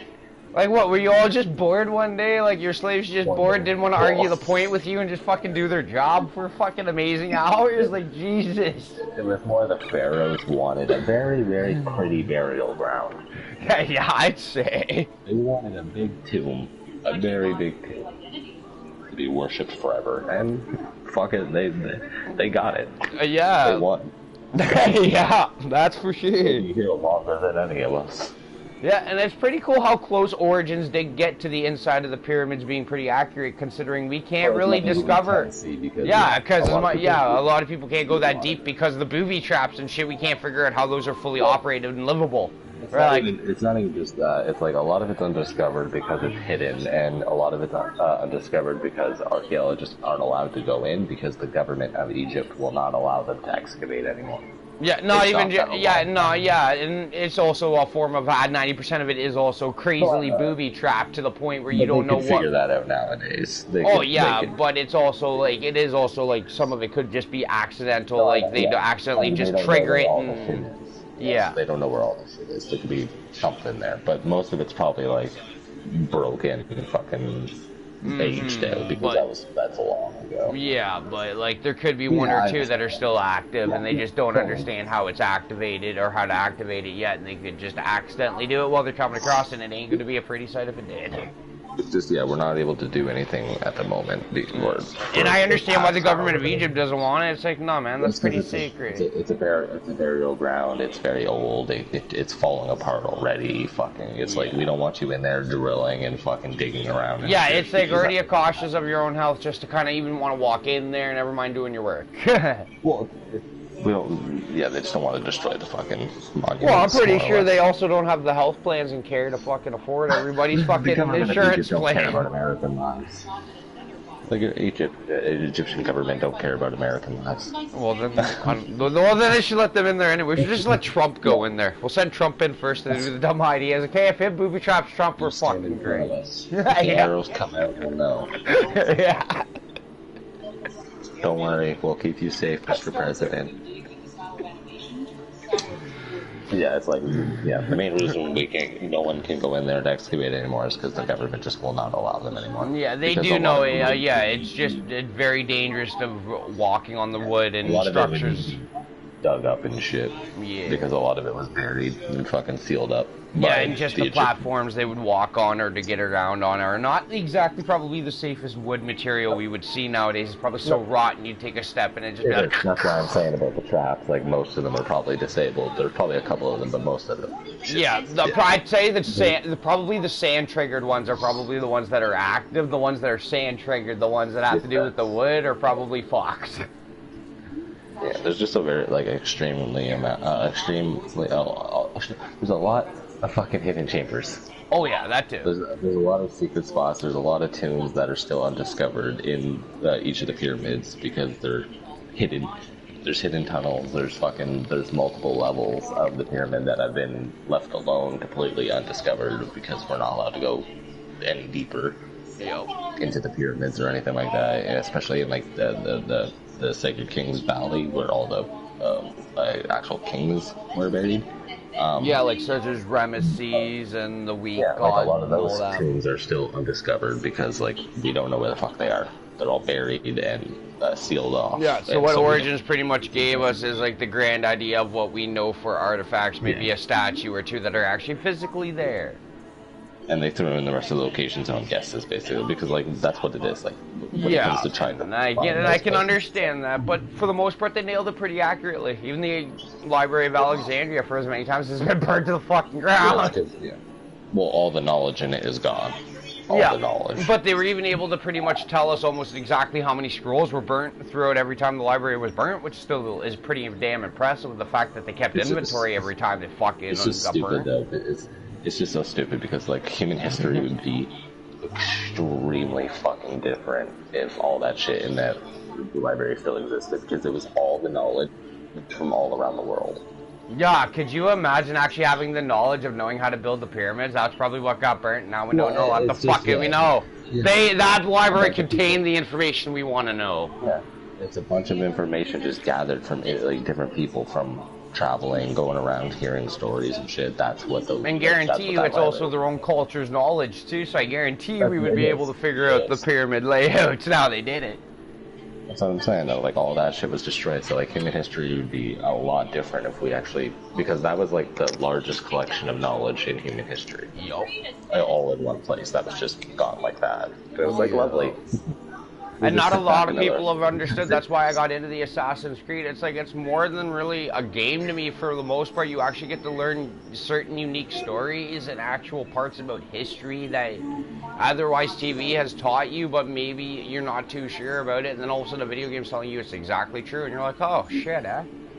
You're actually able to learn shit from a video game. Yes, Assassin's Creed now may not be 100% educational, but there's good degrees of it that is. Well, yeah. Well, I also used to look up a lot of different shit videos fucking about mythology. I was into mythology way before Assassin's Yeah, Creed. no, so was I, and that's why when I discovered they were going more into the Egypt and shit, I was like, alright, how accurate could you get towards it? And then when seeing it, I was like, when you lent me Origins and I played through, I was like, holy fuck, this is amazing. Just because they hire, whatever the fuck, people that studied all the knowledge, like, from, like, Egyptian history and shit like that, and know all this stuff. They hired them for the team, and they... Just like probably the pirate experts for Black Flag. Like, yes, we didn't really, like, Well, yes, those are more Kenway historians. didn't live much by a pirate code. Like, his crew didn't have much of a code. Well, that was a crazy character, so that was up But for most development. other pirates in that game did live by a certain pirate code on their ship. Yes, they did implement the pirate code through everybody else, but your guy wasn't really sure on how his code was going to go, so he really didn't lay one out to his crew. because he didn't Well, I'm really just know talking what about to the people do. they would have fired for like information about. His Yeah, but I'm history. just going with like why like Kenway just didn't have like personally a pirate code for his ship is because he just didn't know what code he wanted to follow, whereas the rest of the pirates like Blackbeard and such had their set code for their ship. That has nothing to do with the historian, though. That has to do with the developers of the game and the character. But also, like, I'm about just the saying, kind like, of just help in out history, with each ship was history and also all. technically like that in Pirates. Each pirate ship had their own, like, kind of code they stuck to. Well, all pirates had a single code that they really lived by. Yes, it was up to one the captain. solid code, and then the captain of the ship could vary it from degree to degree to run it on his ship, to run it how They he can wanted rule that the code. They can rule the ship, basically. They tell you how the ship is run. Yeah, and They they tell you how could pretty cool they much, want it going on. and they could change certain parts of the code for their ship crew if that's what that Well, the captain code was desired. written by like someone that was in charge of it. Like there was actually like a Yeah, but like chamber of I'm sure you get where I'm commerce. going with this. Like certain captains would change it to slightly 2 degrees of If rulings. they wanted, if they went against the fucking actual code. But I'm saying, I think there was an actual like Yeah, main was a- book of actual like a pirate code main not just book. that. I'm saying like there was like a there was like a fucking jury of pirates basically that wrote the rules and shit like that all agreed on that shit. I'm pretty sure. Yeah, and like, then that's certain what it captains was. would somewhat like change various slight rules of it if they so if choose. they were just if they wanted to go against the rules, I guess, because they actually did have a genuine code for Yes. some reason. They did, and they just Kenway did do most of the pirate actual code. It's just he didn't implement a lot of it. He just kind of actually went by the real coding. He just didn't change it to vary his ship. He just went by real pirate rules no matter what. Yeah. And it was like, whatever, that's Kenway for you. And if you want knowledge, then go do the 70 hour like plus fucking Alexandria tour. Yeah, fuck yeah. You like knowledge there so much now, Travis. Well, there is a lot for that in Odyssey because they did. I'm kind of happy they didn't do the tours this year. I am kind of happy not to read that on the main menu for Valhalla. I was honestly, like, they did. fuck. In Valhalla, they are introducing it. I already told you that. Oh, they are doing it? Yeah. Oh, fuck me. This is going to be... Well, I mean, maybe the Viking tour won't bore me so much. Hopefully this That one... was one of the things that I read off of the update of this story. I was like, yo, they're bringing the tour back. Goody. Well, hopefully the Viking one doesn't bore me too much. Like, I know with the gods such as Loki and shit, I'm more into that idea of what they Well, it's are. gonna be more about their culture and stuff like that, probably, because that's Oh, what and the I've already origins known of a lot of... So I kind of want to probably see how accurate it is to the TV shows I've started It would watching be more of it. like the Odyssey and Origins one. Those ones followed, because I did them, they followed more of the culture of the actual, like, Egyptians and Greek. Well, I know a lot of their fucking culture revolves sacrificing to their gods every so many No, yeah, I'm days. just saying that's what it will basically teach you. It'll teach you the small things, big things, like events, all that shit. It'll go over to them most Yeah. minuscule details. Like, yeah, I understand Vikings, like this Yule festival will be is technically what Christmas has, what we know.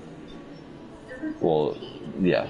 That's what more or less we've turned into Christmas, but they yeah. still celebrate the Yule festival. Yes. In Norway, they still celebrate that.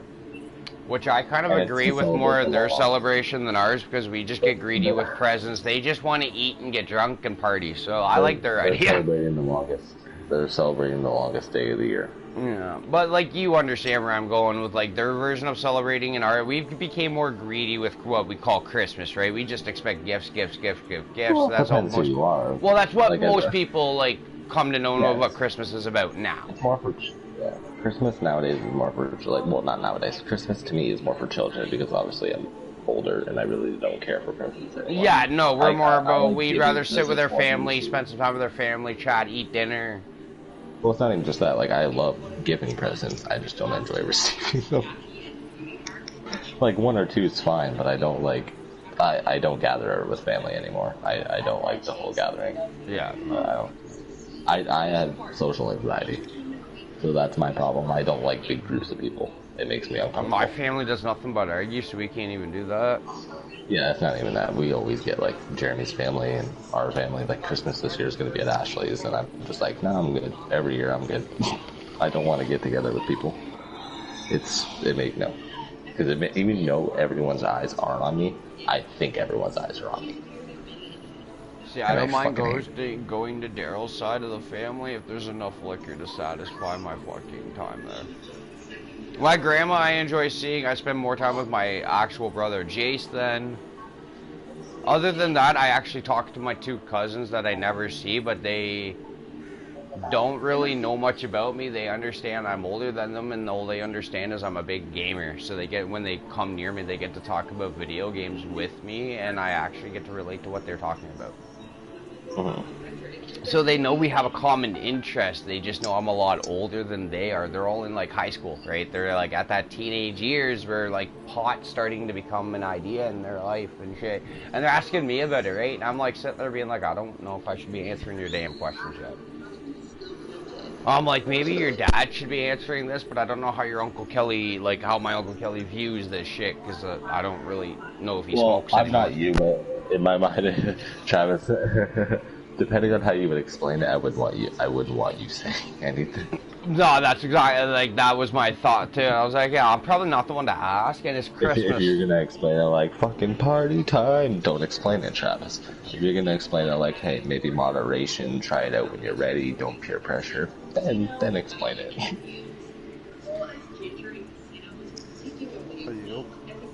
Don't just be like, smoke weed for the fucking smoking weed.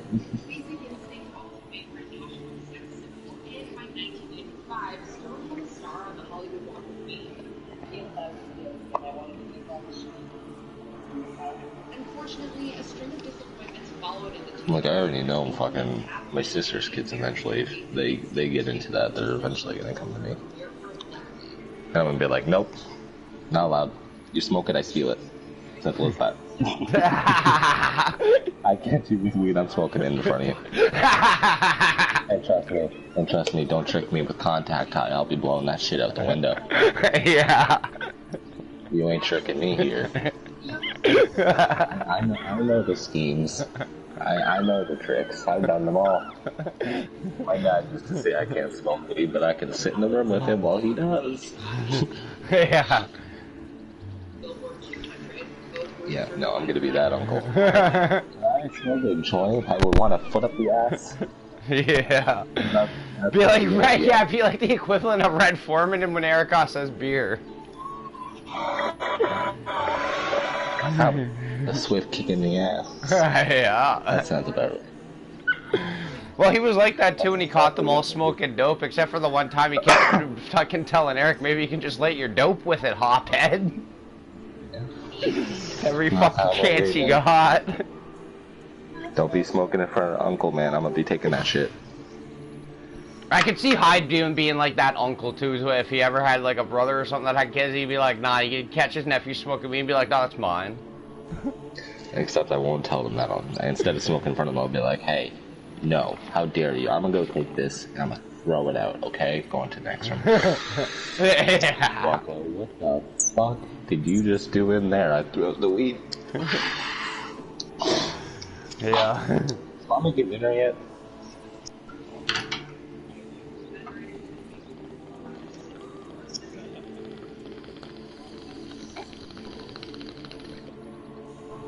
I'll probably let them smoke weed, but like, fucking, that's my sister's judgment.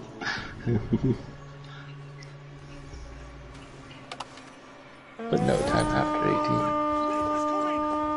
I mean, no time before after 18.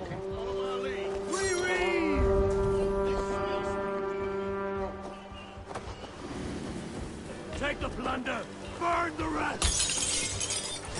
Oh, I can't get in this window? Fuck me. Oh, I just barged through the door.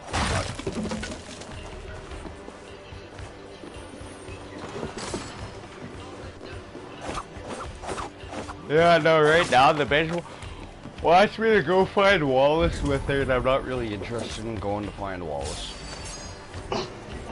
She can go talk to some imaginary deer, I'm good.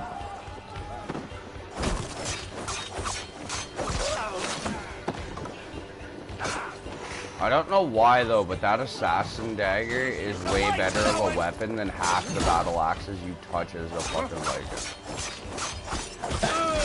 It like slices into your opponent so fast with a shield, it's like, why would I use a battle axe other than my ability?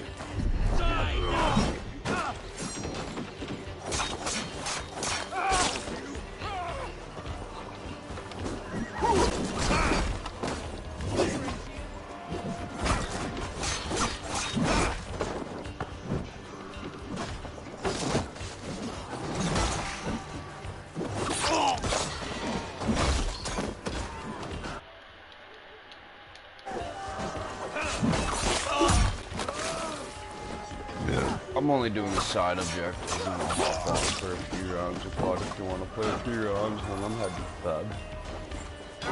Cool. Fucking actually tired of using marathons.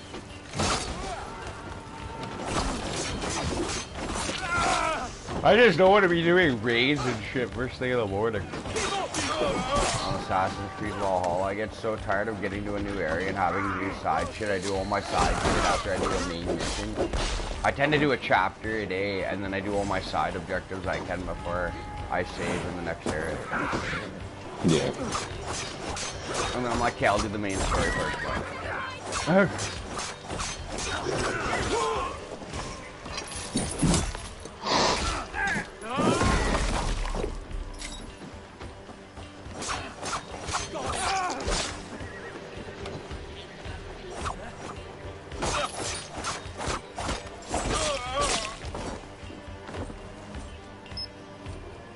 I don't want to be taking a photo in the middle of a battle, but thank you. This game's trying to like fucking do like fucking picture mode in the middle of battles. I've had that happen multiple times. Yeah, you like accidentally kill like L3 and R3 at the same time, fucking Give when me you're a doing hand shit. over here. It's like, here, take a picture, and it's like, I'm good. I want it. Okay.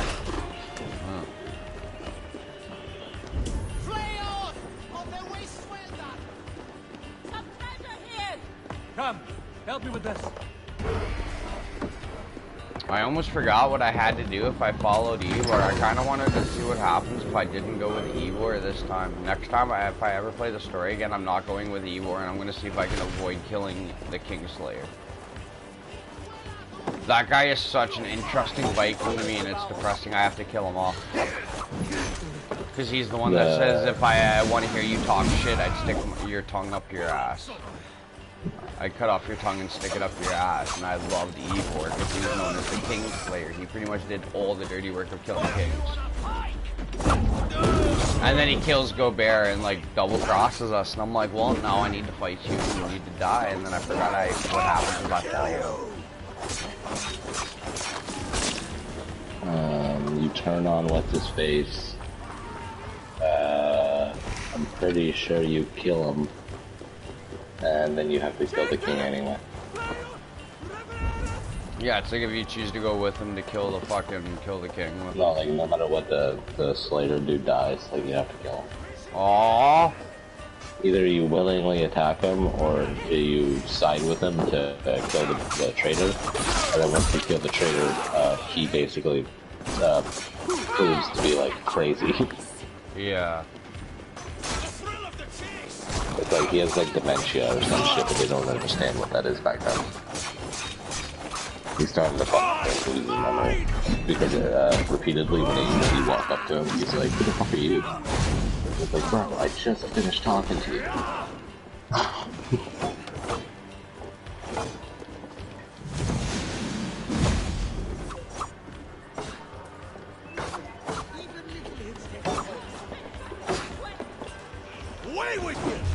Yeah, there are some characters that you can either kill or save and like that stay alive, but I'm pretty fucking almost 100% sure that he dies either way.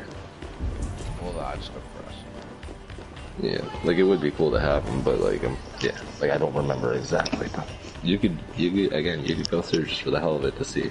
I could be fucking wrong, but yeah, there's like a way I want to keep that Kingslayer Ivar alive. Like that guy was so cool. I did enjoy him because it was just his personality. I was like, well, that saves me from doing dirty work. Can't do this alone. yeah, it's just I think I watched a video on literally all the endings and like opposite choices and shit, and I'm pretty sure that was the opposite choice. He still died because he proved himself to be actually batshit crazy. Oh. But then again, like I can do What a nice Like, guy what's to his be name? back. What's his name again? Ivar. Like, I could... Ivor. Ivar. Yeah, Well, isn't your name Ivar? Ivarr, I think is how you spell his name. He's like a very... the long-haired dude? Yeah, the half the a long hair. Yeah, then he gets burnt alive in the one yeah, mission. there's definitely no way to know. That's part of the story. Oh, fuck. Yeah, you have to kill him. The only choice you get is whether or not to give him his axe or not.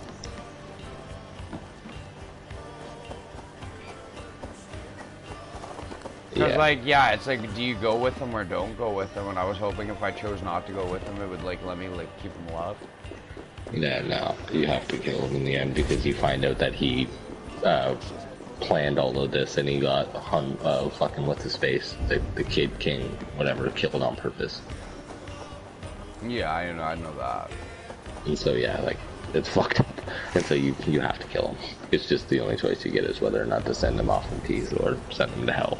Oh no, I sent him to Valhalla. I was like, no, you can come to Valhalla with me, son. Like, I'm not, like, missing you at my table. Nope, sent him to hell so he can burn. He's being tortured by little fairies right now. Well, I'm sorry. I think he already got burnt enough in the story. I thought he deserved to come to fucking Nope. the He good survived side. that time. He survived that time. I had to make sure it was permanent. Okay, well, I thought he, like, went through enough and, like, was crazy. He killed the kid. He killed the kid. Oh.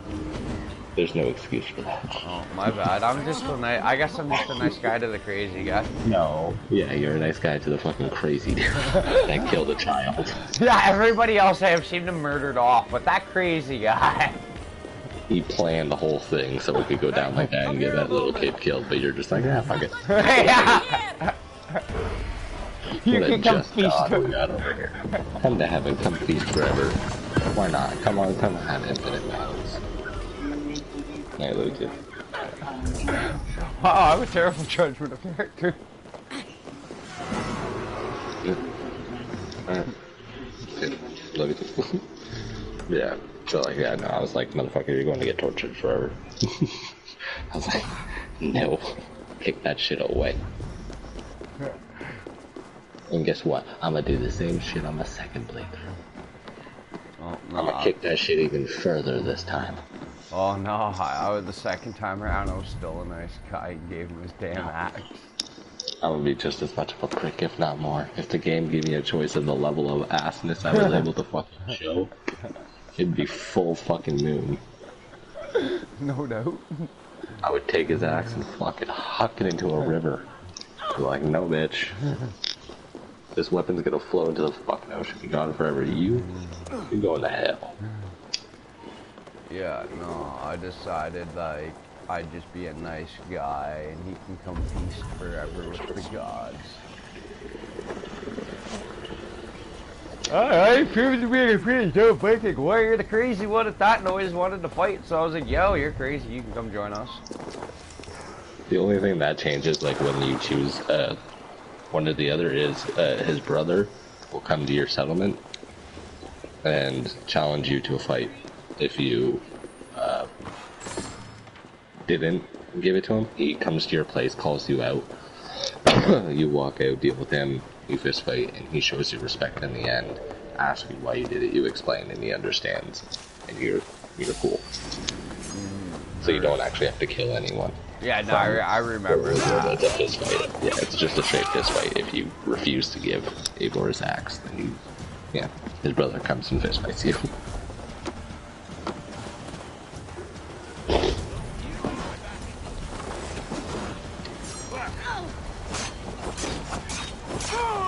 I do not know when the next update for the Yule Festival is, though.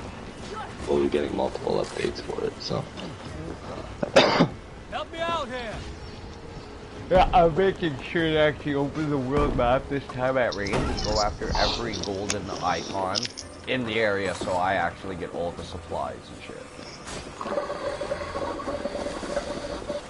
I am making sure my settlement reaches level 6 as the male.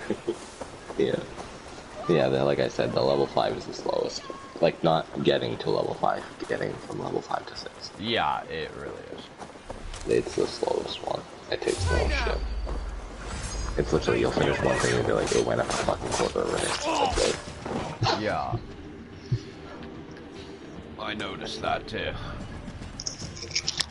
It's very daunting when you see that. It's like, okay, so now I have to do a fucking million something.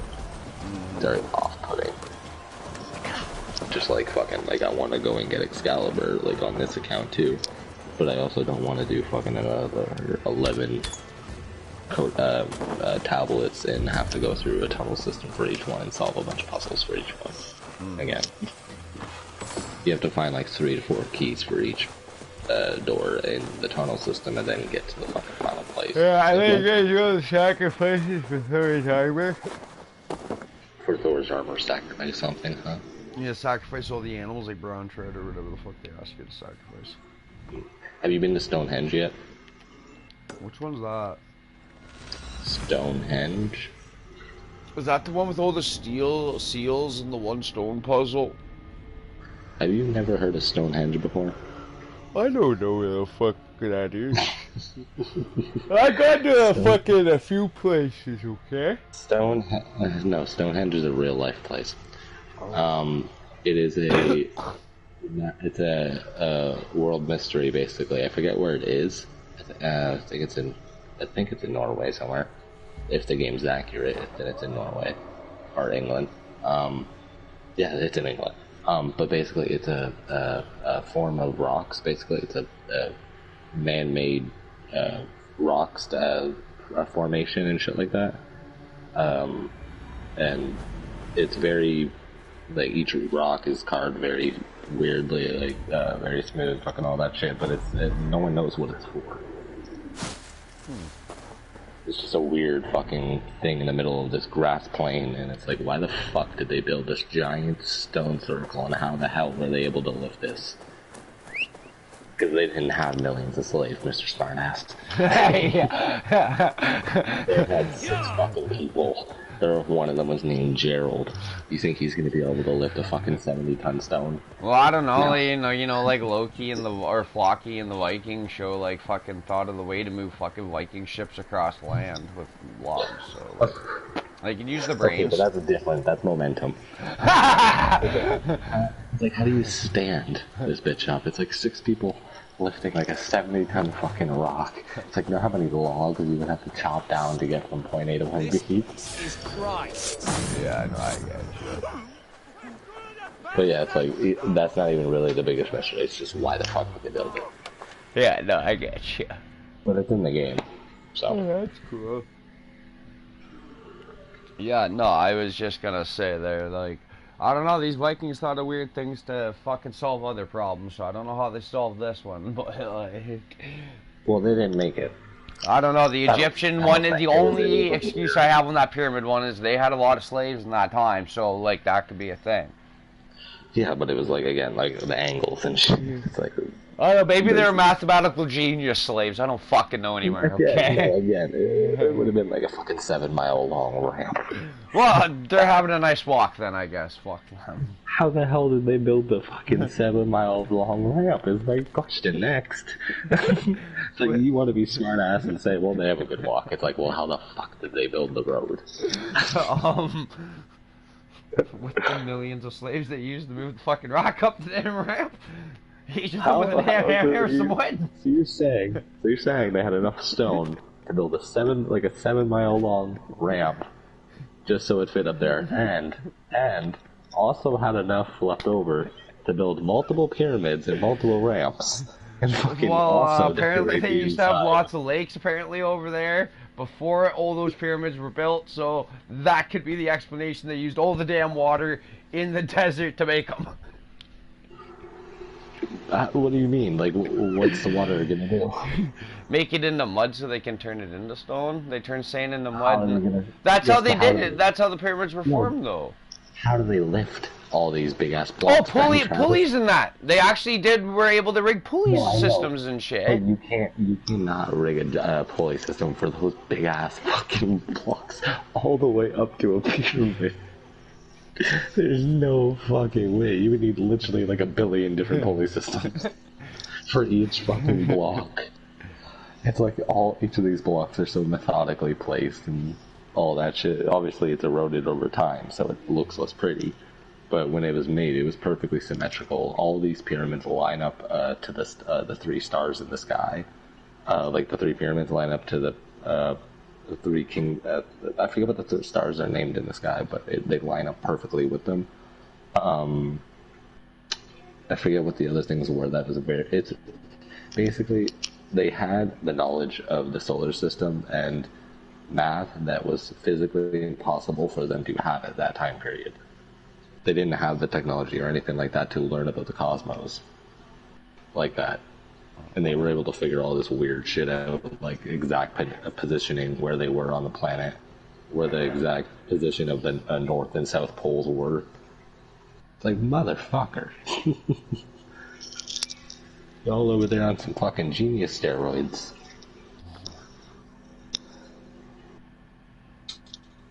Fucking pharaohs were the original rock stars. They're like, I want a tomb. How big, sir? 10 feet? 20 feet?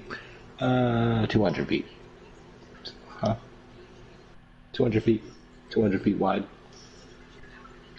All decorated on the inside, some secret passageways. Maybe a long spiral fucking hallway. But you're gonna be dead, sir. I know. But what if people want to visit?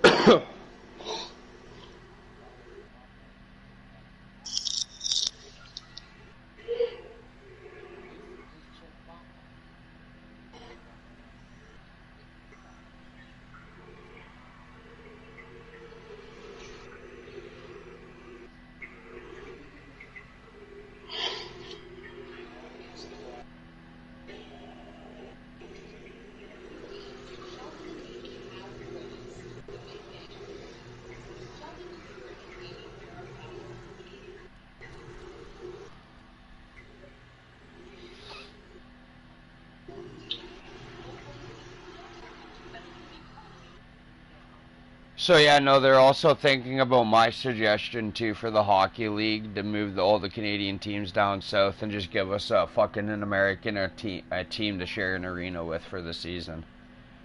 Mm-hmm. If that's how it needs to be.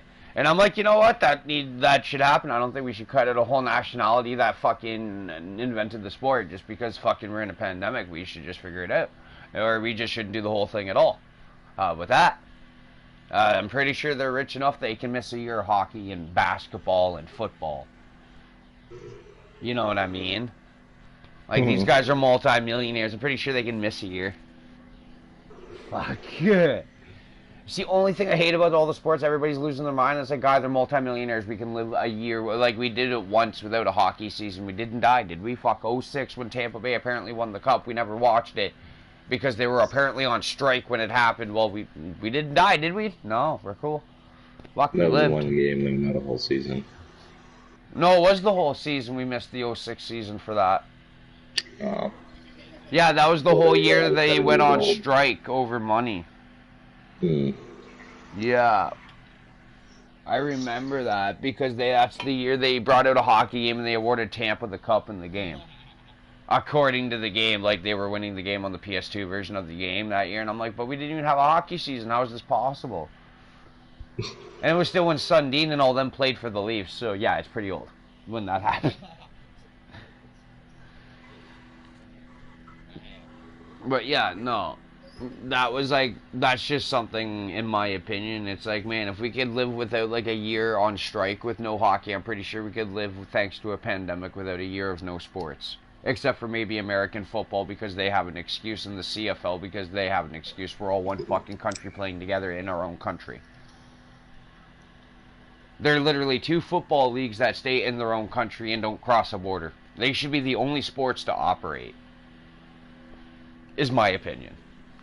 If they want to play it safe, then let football do it. Other than that, if they have an international brand where they have both airs of Canadians and Americans, the season should just be canceled this year. That's the way I technically view it. Because not even the WWE is safe, UFC isn't safe, and they're still running that. And I don't think that's very safe, considering they're full on touching each other.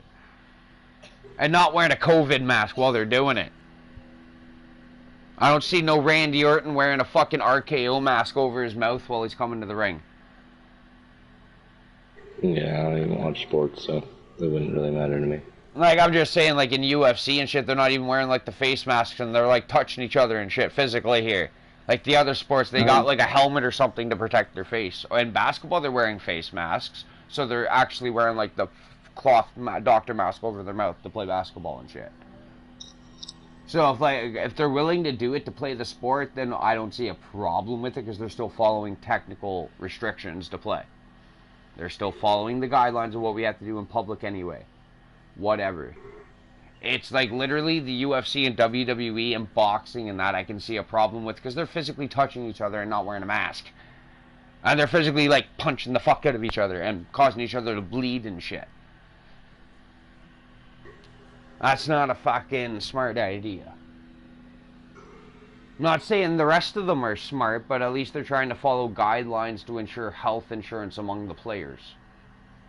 Yeah. Somewhat. I'm not going to condone fully what they're doing, but they're trying to keep it at least safe within guidelines. The other 2 promotions are full on letting people grapple each other without a mask on and damn near kiss. Again, I don't really watch sports, so it wouldn't really matter to me. I don't really care if they play this year or not. See, it doesn't bother me if they do a year of strike thanks to the pandemic. I can live another year without it. Like, I don't steadily watch it. I follow it, yes. I don't steadily watch it on cable enough to care to, if it's on, I'll still follow it. I only follow Toronto. Yeah, I So follow I follow all the Toronto teams, and I follow my Green Bay Packers. I follow all my favorite sports teams past that. Yeah, I'm good. I don't need to follow every team in the league. If Toronto gets magical players that are good from other teams, well, then we got magically good players. Fuck me. But the year we see the Leafs get Sidney Crosby and Chara and all the good hockey players we would love to see come to us will never happen. So which will be never. No, we'll see. We're never gonna get Sidney Crosby nor Chara, so I would never hold that hope for it. No, we will. And my team is where we'll see it. Yeah, I don't play my team. I literally haven't played one game. I've formed my team, but that's about it. I haven't played any games. Yeah, no, I'm just making like a little bit of a joke. That's like the only way you're seeing them wear Leaf jerseys. Because it's like my Raptors team. You've never seen Steph Curry. You've never seen Michael Jordan, Kevin Durant, fucking Anthony Davis, LeBron James, Klay Thompson. Not one of them have graced a Raptors jersey on my team, really. I have one centerman Raptor that's a new 90 Raptor card that just came out, and he's the only high Raptor I have besides another one, but they're not really in my lineups yet. Or they are, but they're not in one I use. I prefer to lean on my Curry, Klay Thompson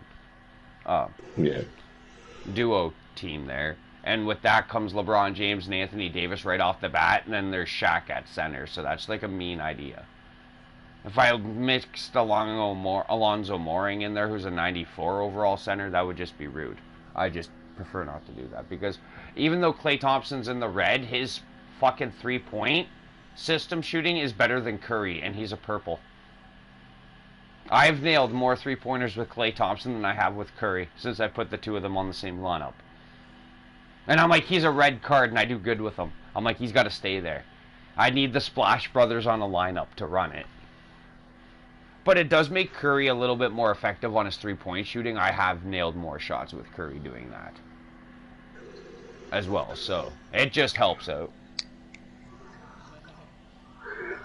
But when I did that team game earlier, I wasn't playing the 5-year-old when I did this, or the younger kid, whatever age group he was, I can't even declare. But like fucking when I was playing somebody else that didn't have a mic, I used literally LeBron James, Kobe Bryant, and Michael Jordan, and I don't think he enjoyed the fact I brought literally the 3 GOATs of the NBA into one lineup. I was like, huh, I kind of looked at that, I'm like, that's not even a fair lineup. I'm like, that's Michael Jordan, Kobe Bryant, and LeBron James. The fuck did I just choose? And I wiped the floor with this kid. I did like, all Michael Jordan did was clutch the ball, and LeBron, all he did was guard. LeBron was my guarder, Kobe was kind of like my assistant, and Jordan just got every point.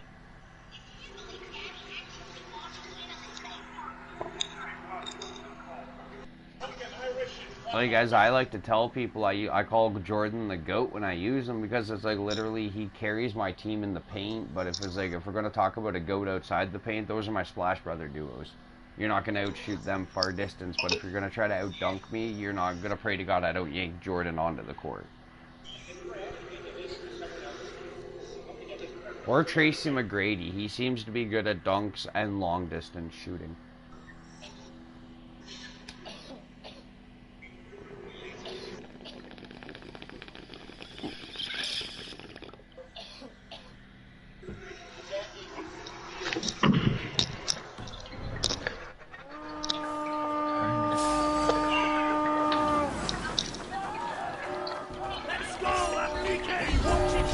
Hello, I am here to take your stuff. How are you?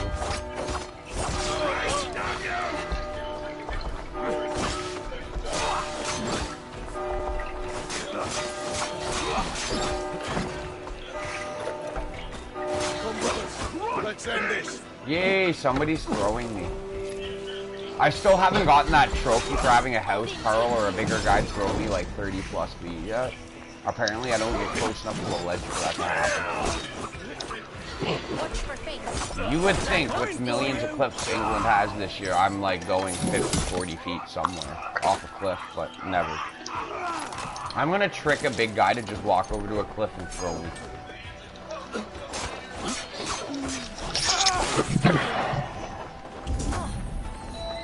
Oh my god, don't you dare do this to me, game. I'm sorry, I used the poison cloud. I won't use it again. Fuck, that thing's a pain in my ass because I forget when I go into civilian rated areas and use my poison cloud, because I have the skill to literally put a poison cloud around. It kills civilians and it fucking says I can't do that. Which, that's where I argue the point with semantics with this game. I'm like, I am a Viking but can't pillage random people. No. Makes sense, game. I'm not a Viking with morals. This game didn't consist of that. Fuck. Didn't know Vikings had morals, did you? No. They didn't. They had a few, obviously, but no. Obviously, to the extent you're trying to explain, no, they didn't. They did not. Not exactly. Not when they're like pillaging people and raping people and shit. Like, that's not exactly good manners. Pillage, rape, feast. Yeah. And drink. Like, yeah, good job. Like, well, feast is implying. Yeah, that was pretty much their day. Like, hey, let's go fight and then party and rape people. Like, marriages didn't even mean shit in their time. It's like, yo, I've got a wife at home, but let's go fuck like 9 women. No, yeah. Let's go get another girl pregnant and suggest to my other wife that, oh, we should all live together and be one big happy family so I can take care of my other kids. I doubt all Vikings were like that. Like, there was probably, like, tribes and shit that were peaceful, more or less. Oh, yeah. But, yeah, for the majority, an actual Viking, like, that we imagine, that's what their life was like. Yeah. In the name of Odin, they would say. Oh yeah, they say a lot of that. Fuck. In that TV show, I've heard that sentence so many times. Yeah, it's because that's So that's what they're living for. All Vikings like to go to Valhalla and they live to please Odin. Yeah, they're So, always fucking Odin, my god, and they're always like cutting their hands and wiping their blood right on their fucking heads and shit. And I'm like, okay, people. Yep. They live a life full of blood, sweat, and fucking just battles, man. Yeah, there's no tears apparently when it comes to Vikings. Apparently they don't do that. That was all to please Odin, though. So that's why they had to have a life full of battling to fucking get into Valhalla. Yeah. So, yeah, I don't know.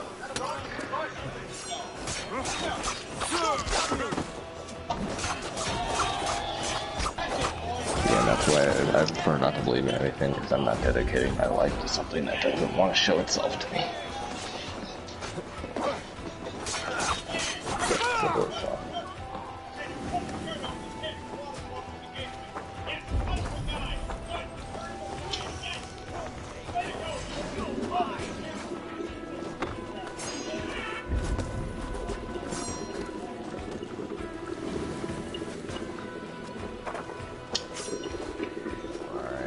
That window is closed and I can't do nothing to it. Well, this doesn't make sense for a barred door. Damn it. Need to get on the other side. Alright, there's gotta be something to get into this house. I'm not seeing. A window? No. It's gotta okay, be look more up. of a... I'm saying, like, look up if it's a pointy roof. Look up in the top, just like the top. Yeah, and point. Yeah, corner. Like a breakable area. Yeah, I see it. It's already broken. I just didn't look up on the side of the house to actually physically see it. Yeah, it's just some houses are actually like a pointy Yeah, no, roof. they broke that thing where you could just Valkyrie dive yourself through the damn door. So I'm kind of annoyed.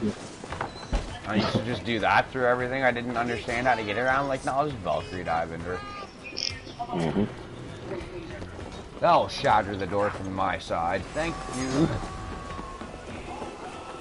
Like, I get why they took it out, because so many people were abusing the whole puzzle-solving mechanic of what we've known to become Assassin's Creed. Is 90% of it is supposed to be figure out how to get into the area to do the thing.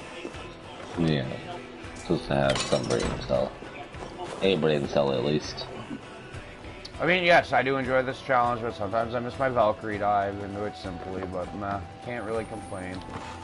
I'm not having much of an issue, just thank you for the reminder of where to look at it, besides me running around the house for 5 minutes looking like an idiot, and I'm like, where the fuck is this fucking thing? I did that for the first time, because I was like, where the fuck? There's no window, there's no nothing. It's like, oh, I actually have to shoot an arrow at the top of the roof to bust open that little triangle window thing. Yeah, I forgot few houses are designed like that. And you're like, fuck you. Some are windows, some are doors, some are fucking weird ass roof things. Yeah, roof panels you're going into. You're like, okay. The first time I had to do it was like, because there was a chick hiding in there, I had to get to it. It was like, go find her. It's like, well, fuck. Yeah, I know. It's like, thanks, sir. It's like, bitch, how the fuck did you get in here? There's no door. Did you go in and lock yourself in, you dumb cunt? Yeah, fuck. Go in, climb all the way up with a ladder and board this fucking thing up. Like, bro, there's no fucking door. Oh, this one I can force open a double door on this side to get in. There's a nice way to get in this one. That bitch sent it to another dimension. That's what she did with that door. Yeah.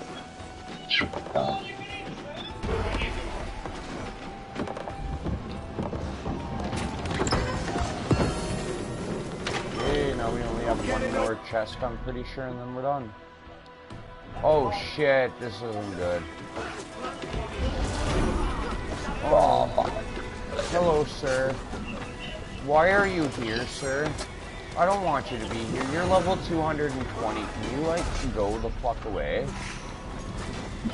No, one of those big shield guys just showed up, dude. In a raid.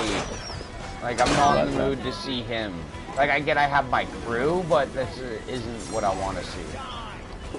Hey, we can't do this alone. Maybe we can kill him if I take this last barrel real quick from the raid. I don't know, maybe I'll hop on my ship and sail the fuck out of here. That sounds like a funner idea. Yeah, no, he's coming in the church. He's wiping out my crew. Well, that's not good.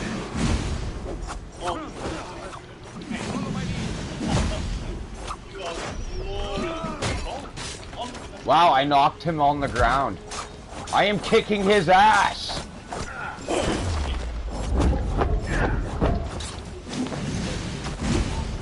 Yes, the Valkyrie dive is amazing. It knocks him to the ground to curb stomp him.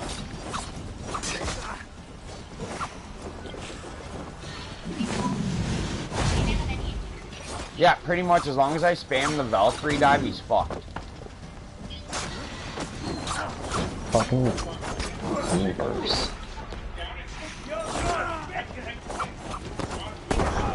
Oh, no, he killed me. Never mind. He threw something at me and it kind of exploded. I have no idea what that would have been. Something that was a pain in the ass. Hopefully I don't have to redo the raid because I finished the raid before I tried to fight him. But here's the dick move though, sir. He killed me when I only had a quarter of health left to go on him. I actually almost killed a 220 on Zelion, dude, before I should have fucking even fought him. Yeah, that's how I was when I tricked the guy in the fucking water. I was like, oh.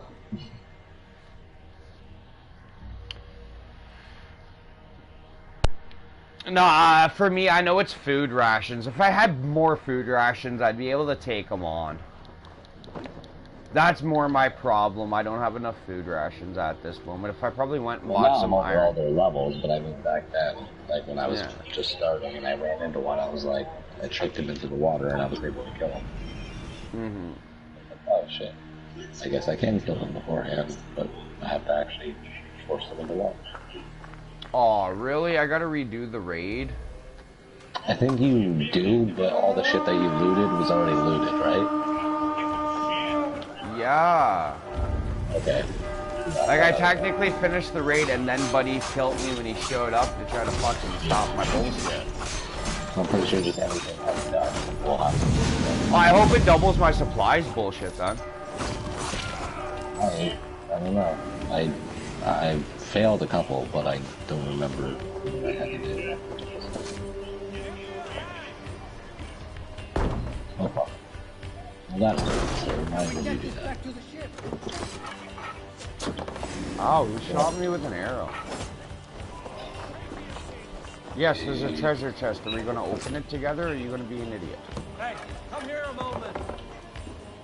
Oh goody, they're not being stupid and ignoring your calls over for the raids anymore. They come as soon as you call them over now to back open the doors. Yeah, they fixed that. That was with the first patch. That was in the patch notes. Yeah, that was so annoying how that was going on. I was like, why won't you come over here? I'd have to like find them and like drag them halfway across the raid. Yeah.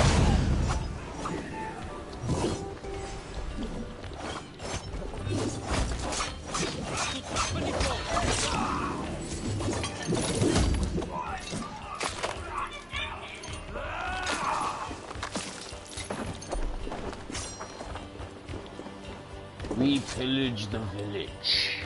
Hey, come here. Oh yeah, and I got a raider tattoo on my stomach now.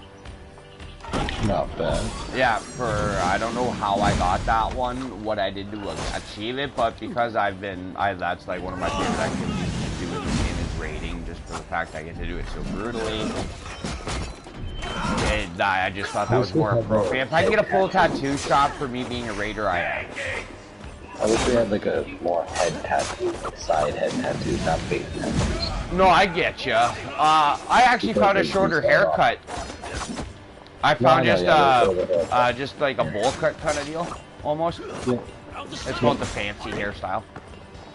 Yeah, no, Or exotic, sorry, exotic. It matches my beard of exotic beard, so I thought it actually does look good on my character. Yeah, it's just more or less they always used to have long braided hair. Yeah, I do have fancy hair that's longer and goes to a different style. No, I know, that's what you start off with. Yeah, no, I bought a different variation today of it. It would have been just a different really color.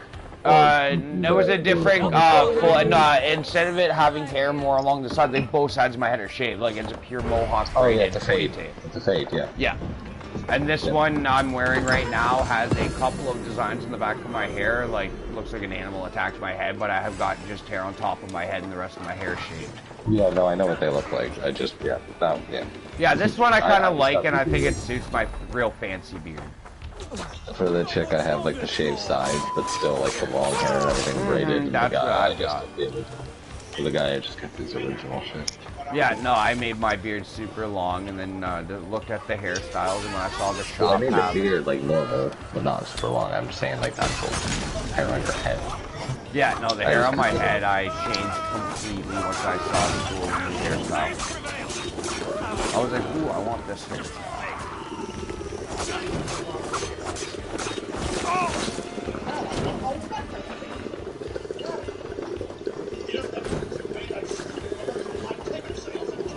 Oh yeah, I forgot. I gotta go into this magical house over here through the roof that's already open.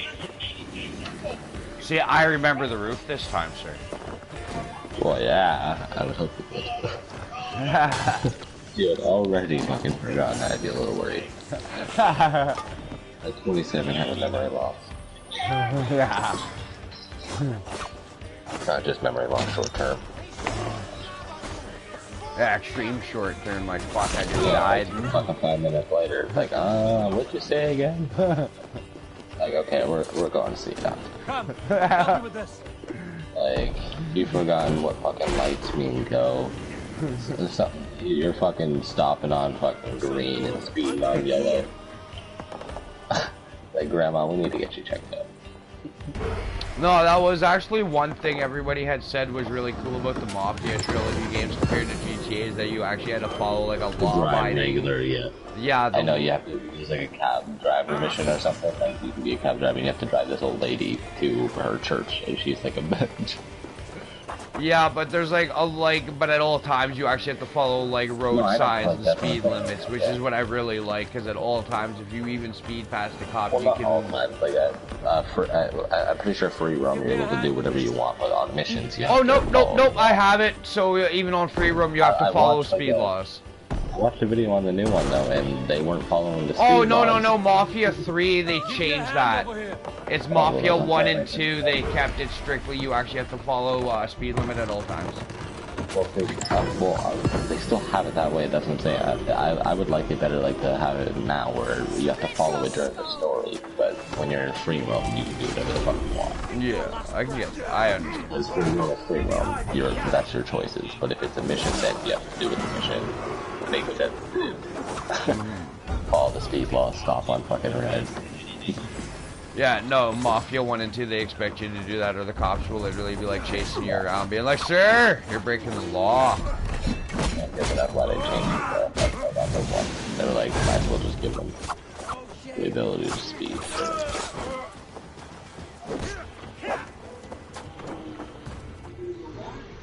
Hooray, we won the raid. Oh, I got a new... Oh, yeah, I got the counter roll ability over them. I don't need heavy dual weld because I actually use a shield this time around, so that's going to be more of my final one. I grab... What's this? Perfect attack. Yeah, I need that.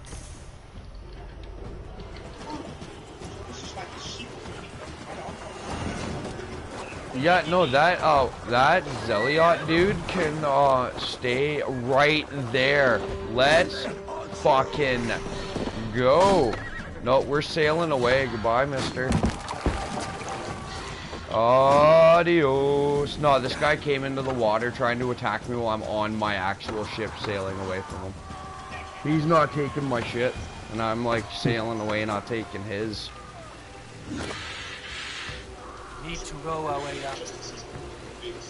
Cool, can I just fast travel back to the settlement? Because I, like, never take the actual streams anywhere.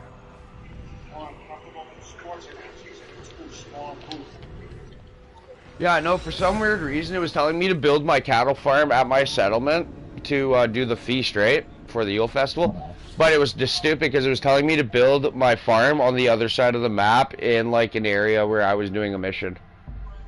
And I'm like, why am I building a cattle farm here? And it's like, but I can't. And then I was like, wait, I don't even have the basic cattle farm built. So, and then I watched a video and they're like, yeah, that other icon way over there is a glitch. Do not pay attention to that. And I'm like, okay, thank you. So I'm like, it doesn't make sense. I'm like, how am I getting cows from like one side of England to the other practically, man? Like, this is like two... Oh yeah, the cow mission, yeah. Yeah, where it says do it like way the fuck over your legendary bear area, and you're like, that's like 3 provinces and 7 rivers away from the settlement. Like, how the fuck do I get cows from there to there? Like, fuck, man, are we celebrating it this year or next year? Like, that would be my question at that point. Like, when are we celebrating Yule? Next year? We feasting next year or this year, guys? Because it's going to take me like a year to walk the cows. Well, the cows are supposed to kill for the Yule Festival thing, but you were doing a mission for the actual, like... Yeah, the actual, yeah, and it was like telling me to build it way the fuck somewhere else, and it's like, no, just pay attention to your settlement one, and I'm like, okay. Yeah. And I'm like, of course, the Yule Festival comes out, there's a glitched icon to piss us off already, trying to confuse my brain. Well, all the missions are kind of weird because the one mission where you're supposed to go and get the alcohol, it will tell you to go to a different place when you're just supposed to go back to the river where the guy is to deliver it to him, but it'll tell you to go to a completely different place, or it'll tell you that the marker that you're supposed to go to is like 1,000 meters away when it's only really 200. And so fucking, and then with another cow mission where you're supposed to kill them, by the end of it, you're supposed to bring the kid back to the place, like...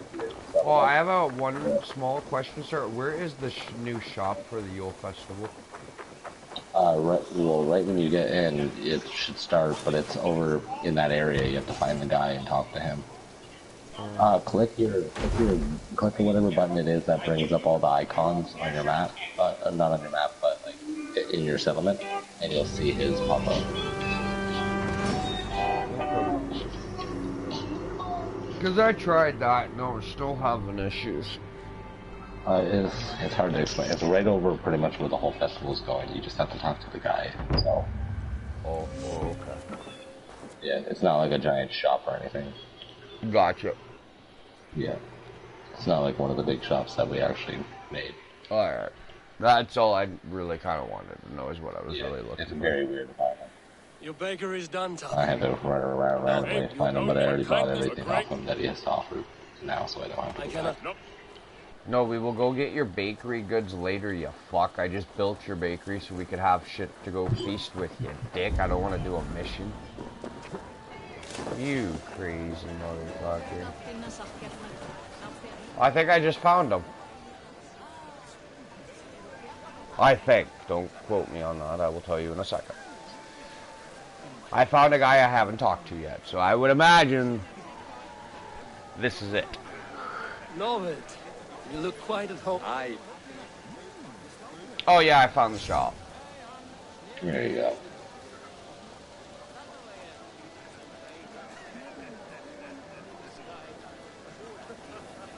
Oh, it's a century.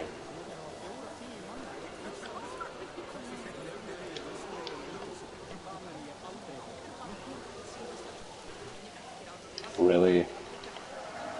Really, teammate? Why? Why? Okay. We had sick of tired of teammates. There's not much for tattoos at this place. Okay, I'm gonna go look at my shop tattoos. They're a little bit more fascinating, but thank you for whatever. Oh yeah, it's this cozy little fire pit I can put around my settlement. That seemed to be the only interesting thing. The armor doesn't interest me because I read how the abilities work, and it's so backwards it's hard to deal with. I'm like, no thanks. Have you seen Wallace?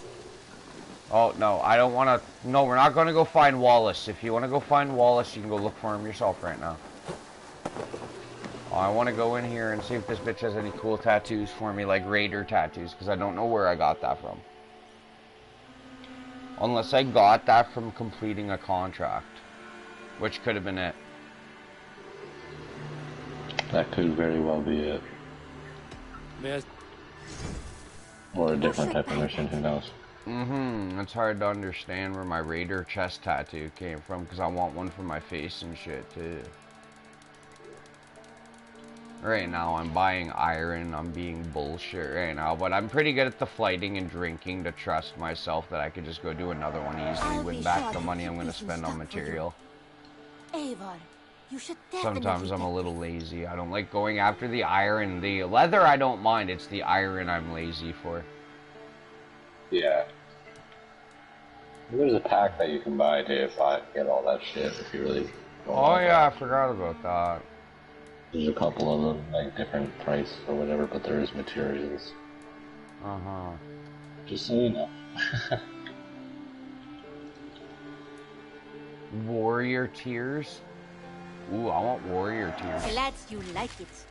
I imported this with you in mind. Sure, let's have this tattoo.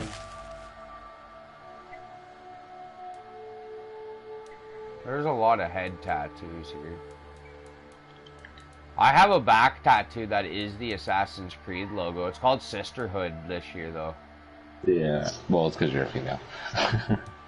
Well, it's supposed to be. No, even though it's on my male character and it's called Sisterhood. Brotherhood, so misogynist. Oh, I just bought all the fishy maps. Tempted?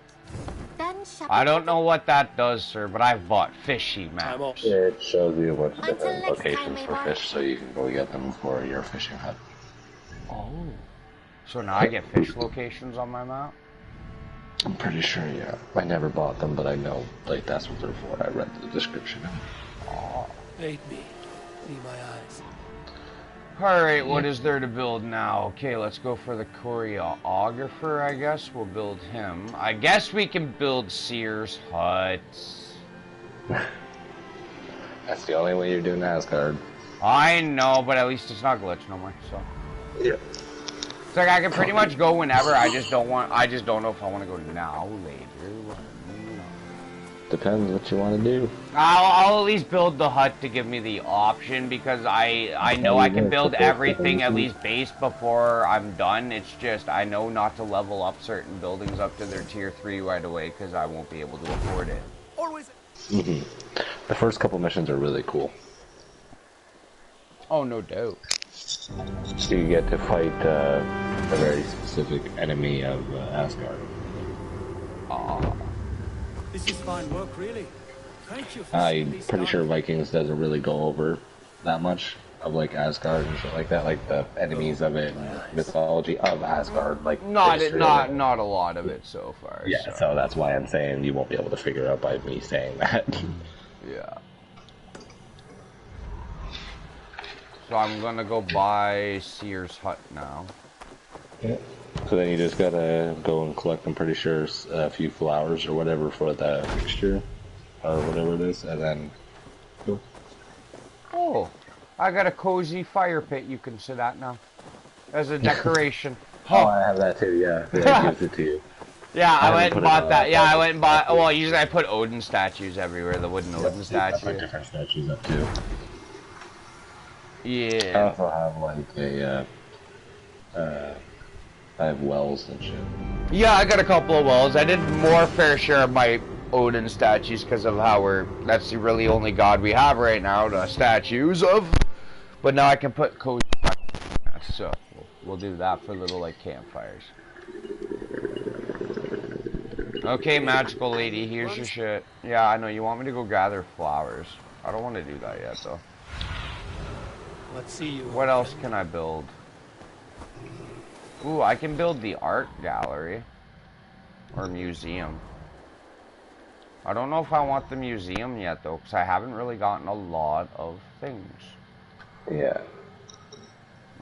Cattle farm I can't do much with. Ah, the grain farm. I should do the grain farm. I can build the grain farm. And then maybe I'll feast.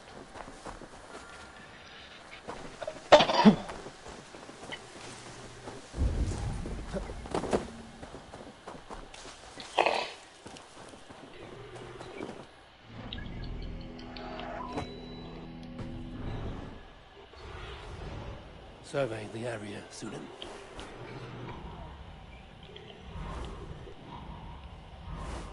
I'm not looking for a house, I'm looking for the fucking grain farm. Oh, I found it. It's right beside him. Yeah, I was gonna say, it's pretty sure it's right beside the assassin's hut. Oh, I'm just trying to highlight it with the bird so I can find the fence easier.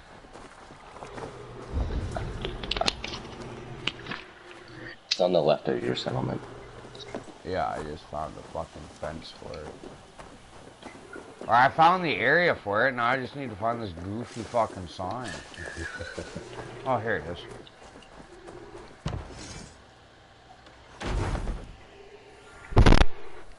There we go.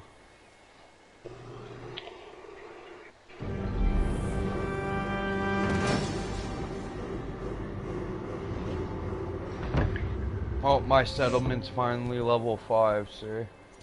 Not bad. And that's as my male character. Ooh. I'm just missing like the museum and the other like real people's houses. If it's like a food shop or something that need to eat, or like the brewery or whatever, it's already built. Stable's built. Yeah. Tattoo shop, obviously.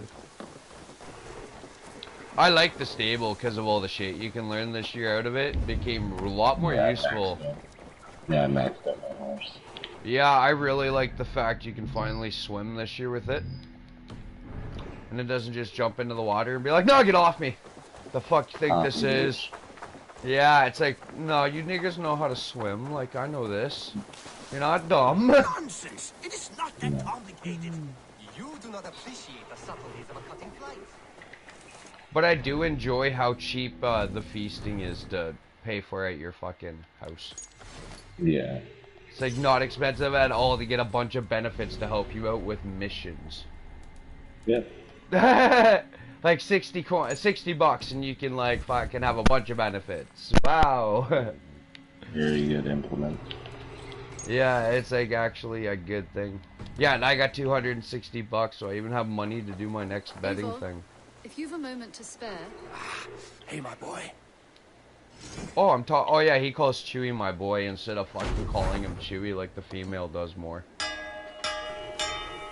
I think with her you have to do the Assassin Bureau like chains more to get man's best friend to a higher level because it wasn't an ability book as the female, whereas the male it was an ability book. Yeah. I think they change a few abilities around depending on your character because it's man's best friend. You're a man. Yep. So it's just trying to implicate that the dog would rather a male over the female, which is understandable. No. That's not what it means. Dogs have a preference. Each dog is different. Some prefer female, some prefer male. It doesn't matter. I know dogs that literally hate fucking males. No, I know Like, that despise too. them. Like I'm just saying they're just going off the whole male best friend. No, I get that. Like, implicate. man's best friend is more or less because dogs are very trustworthy. Hunters use them and shit like that. They're very faithful in general. It's more like mankind's best friend. Yeah. I get what you're saying, though, like, Habit's trying to say that, but yeah, no, like, dogs, each dog is different. They all have preferences. Oh, Again, absolutely. I family had a dog that hated males. Eivor, Yeah, I've met dogs that have absolutely hated males too. Yep, that's just how it is. That dog's preference, and it's just depending on their history.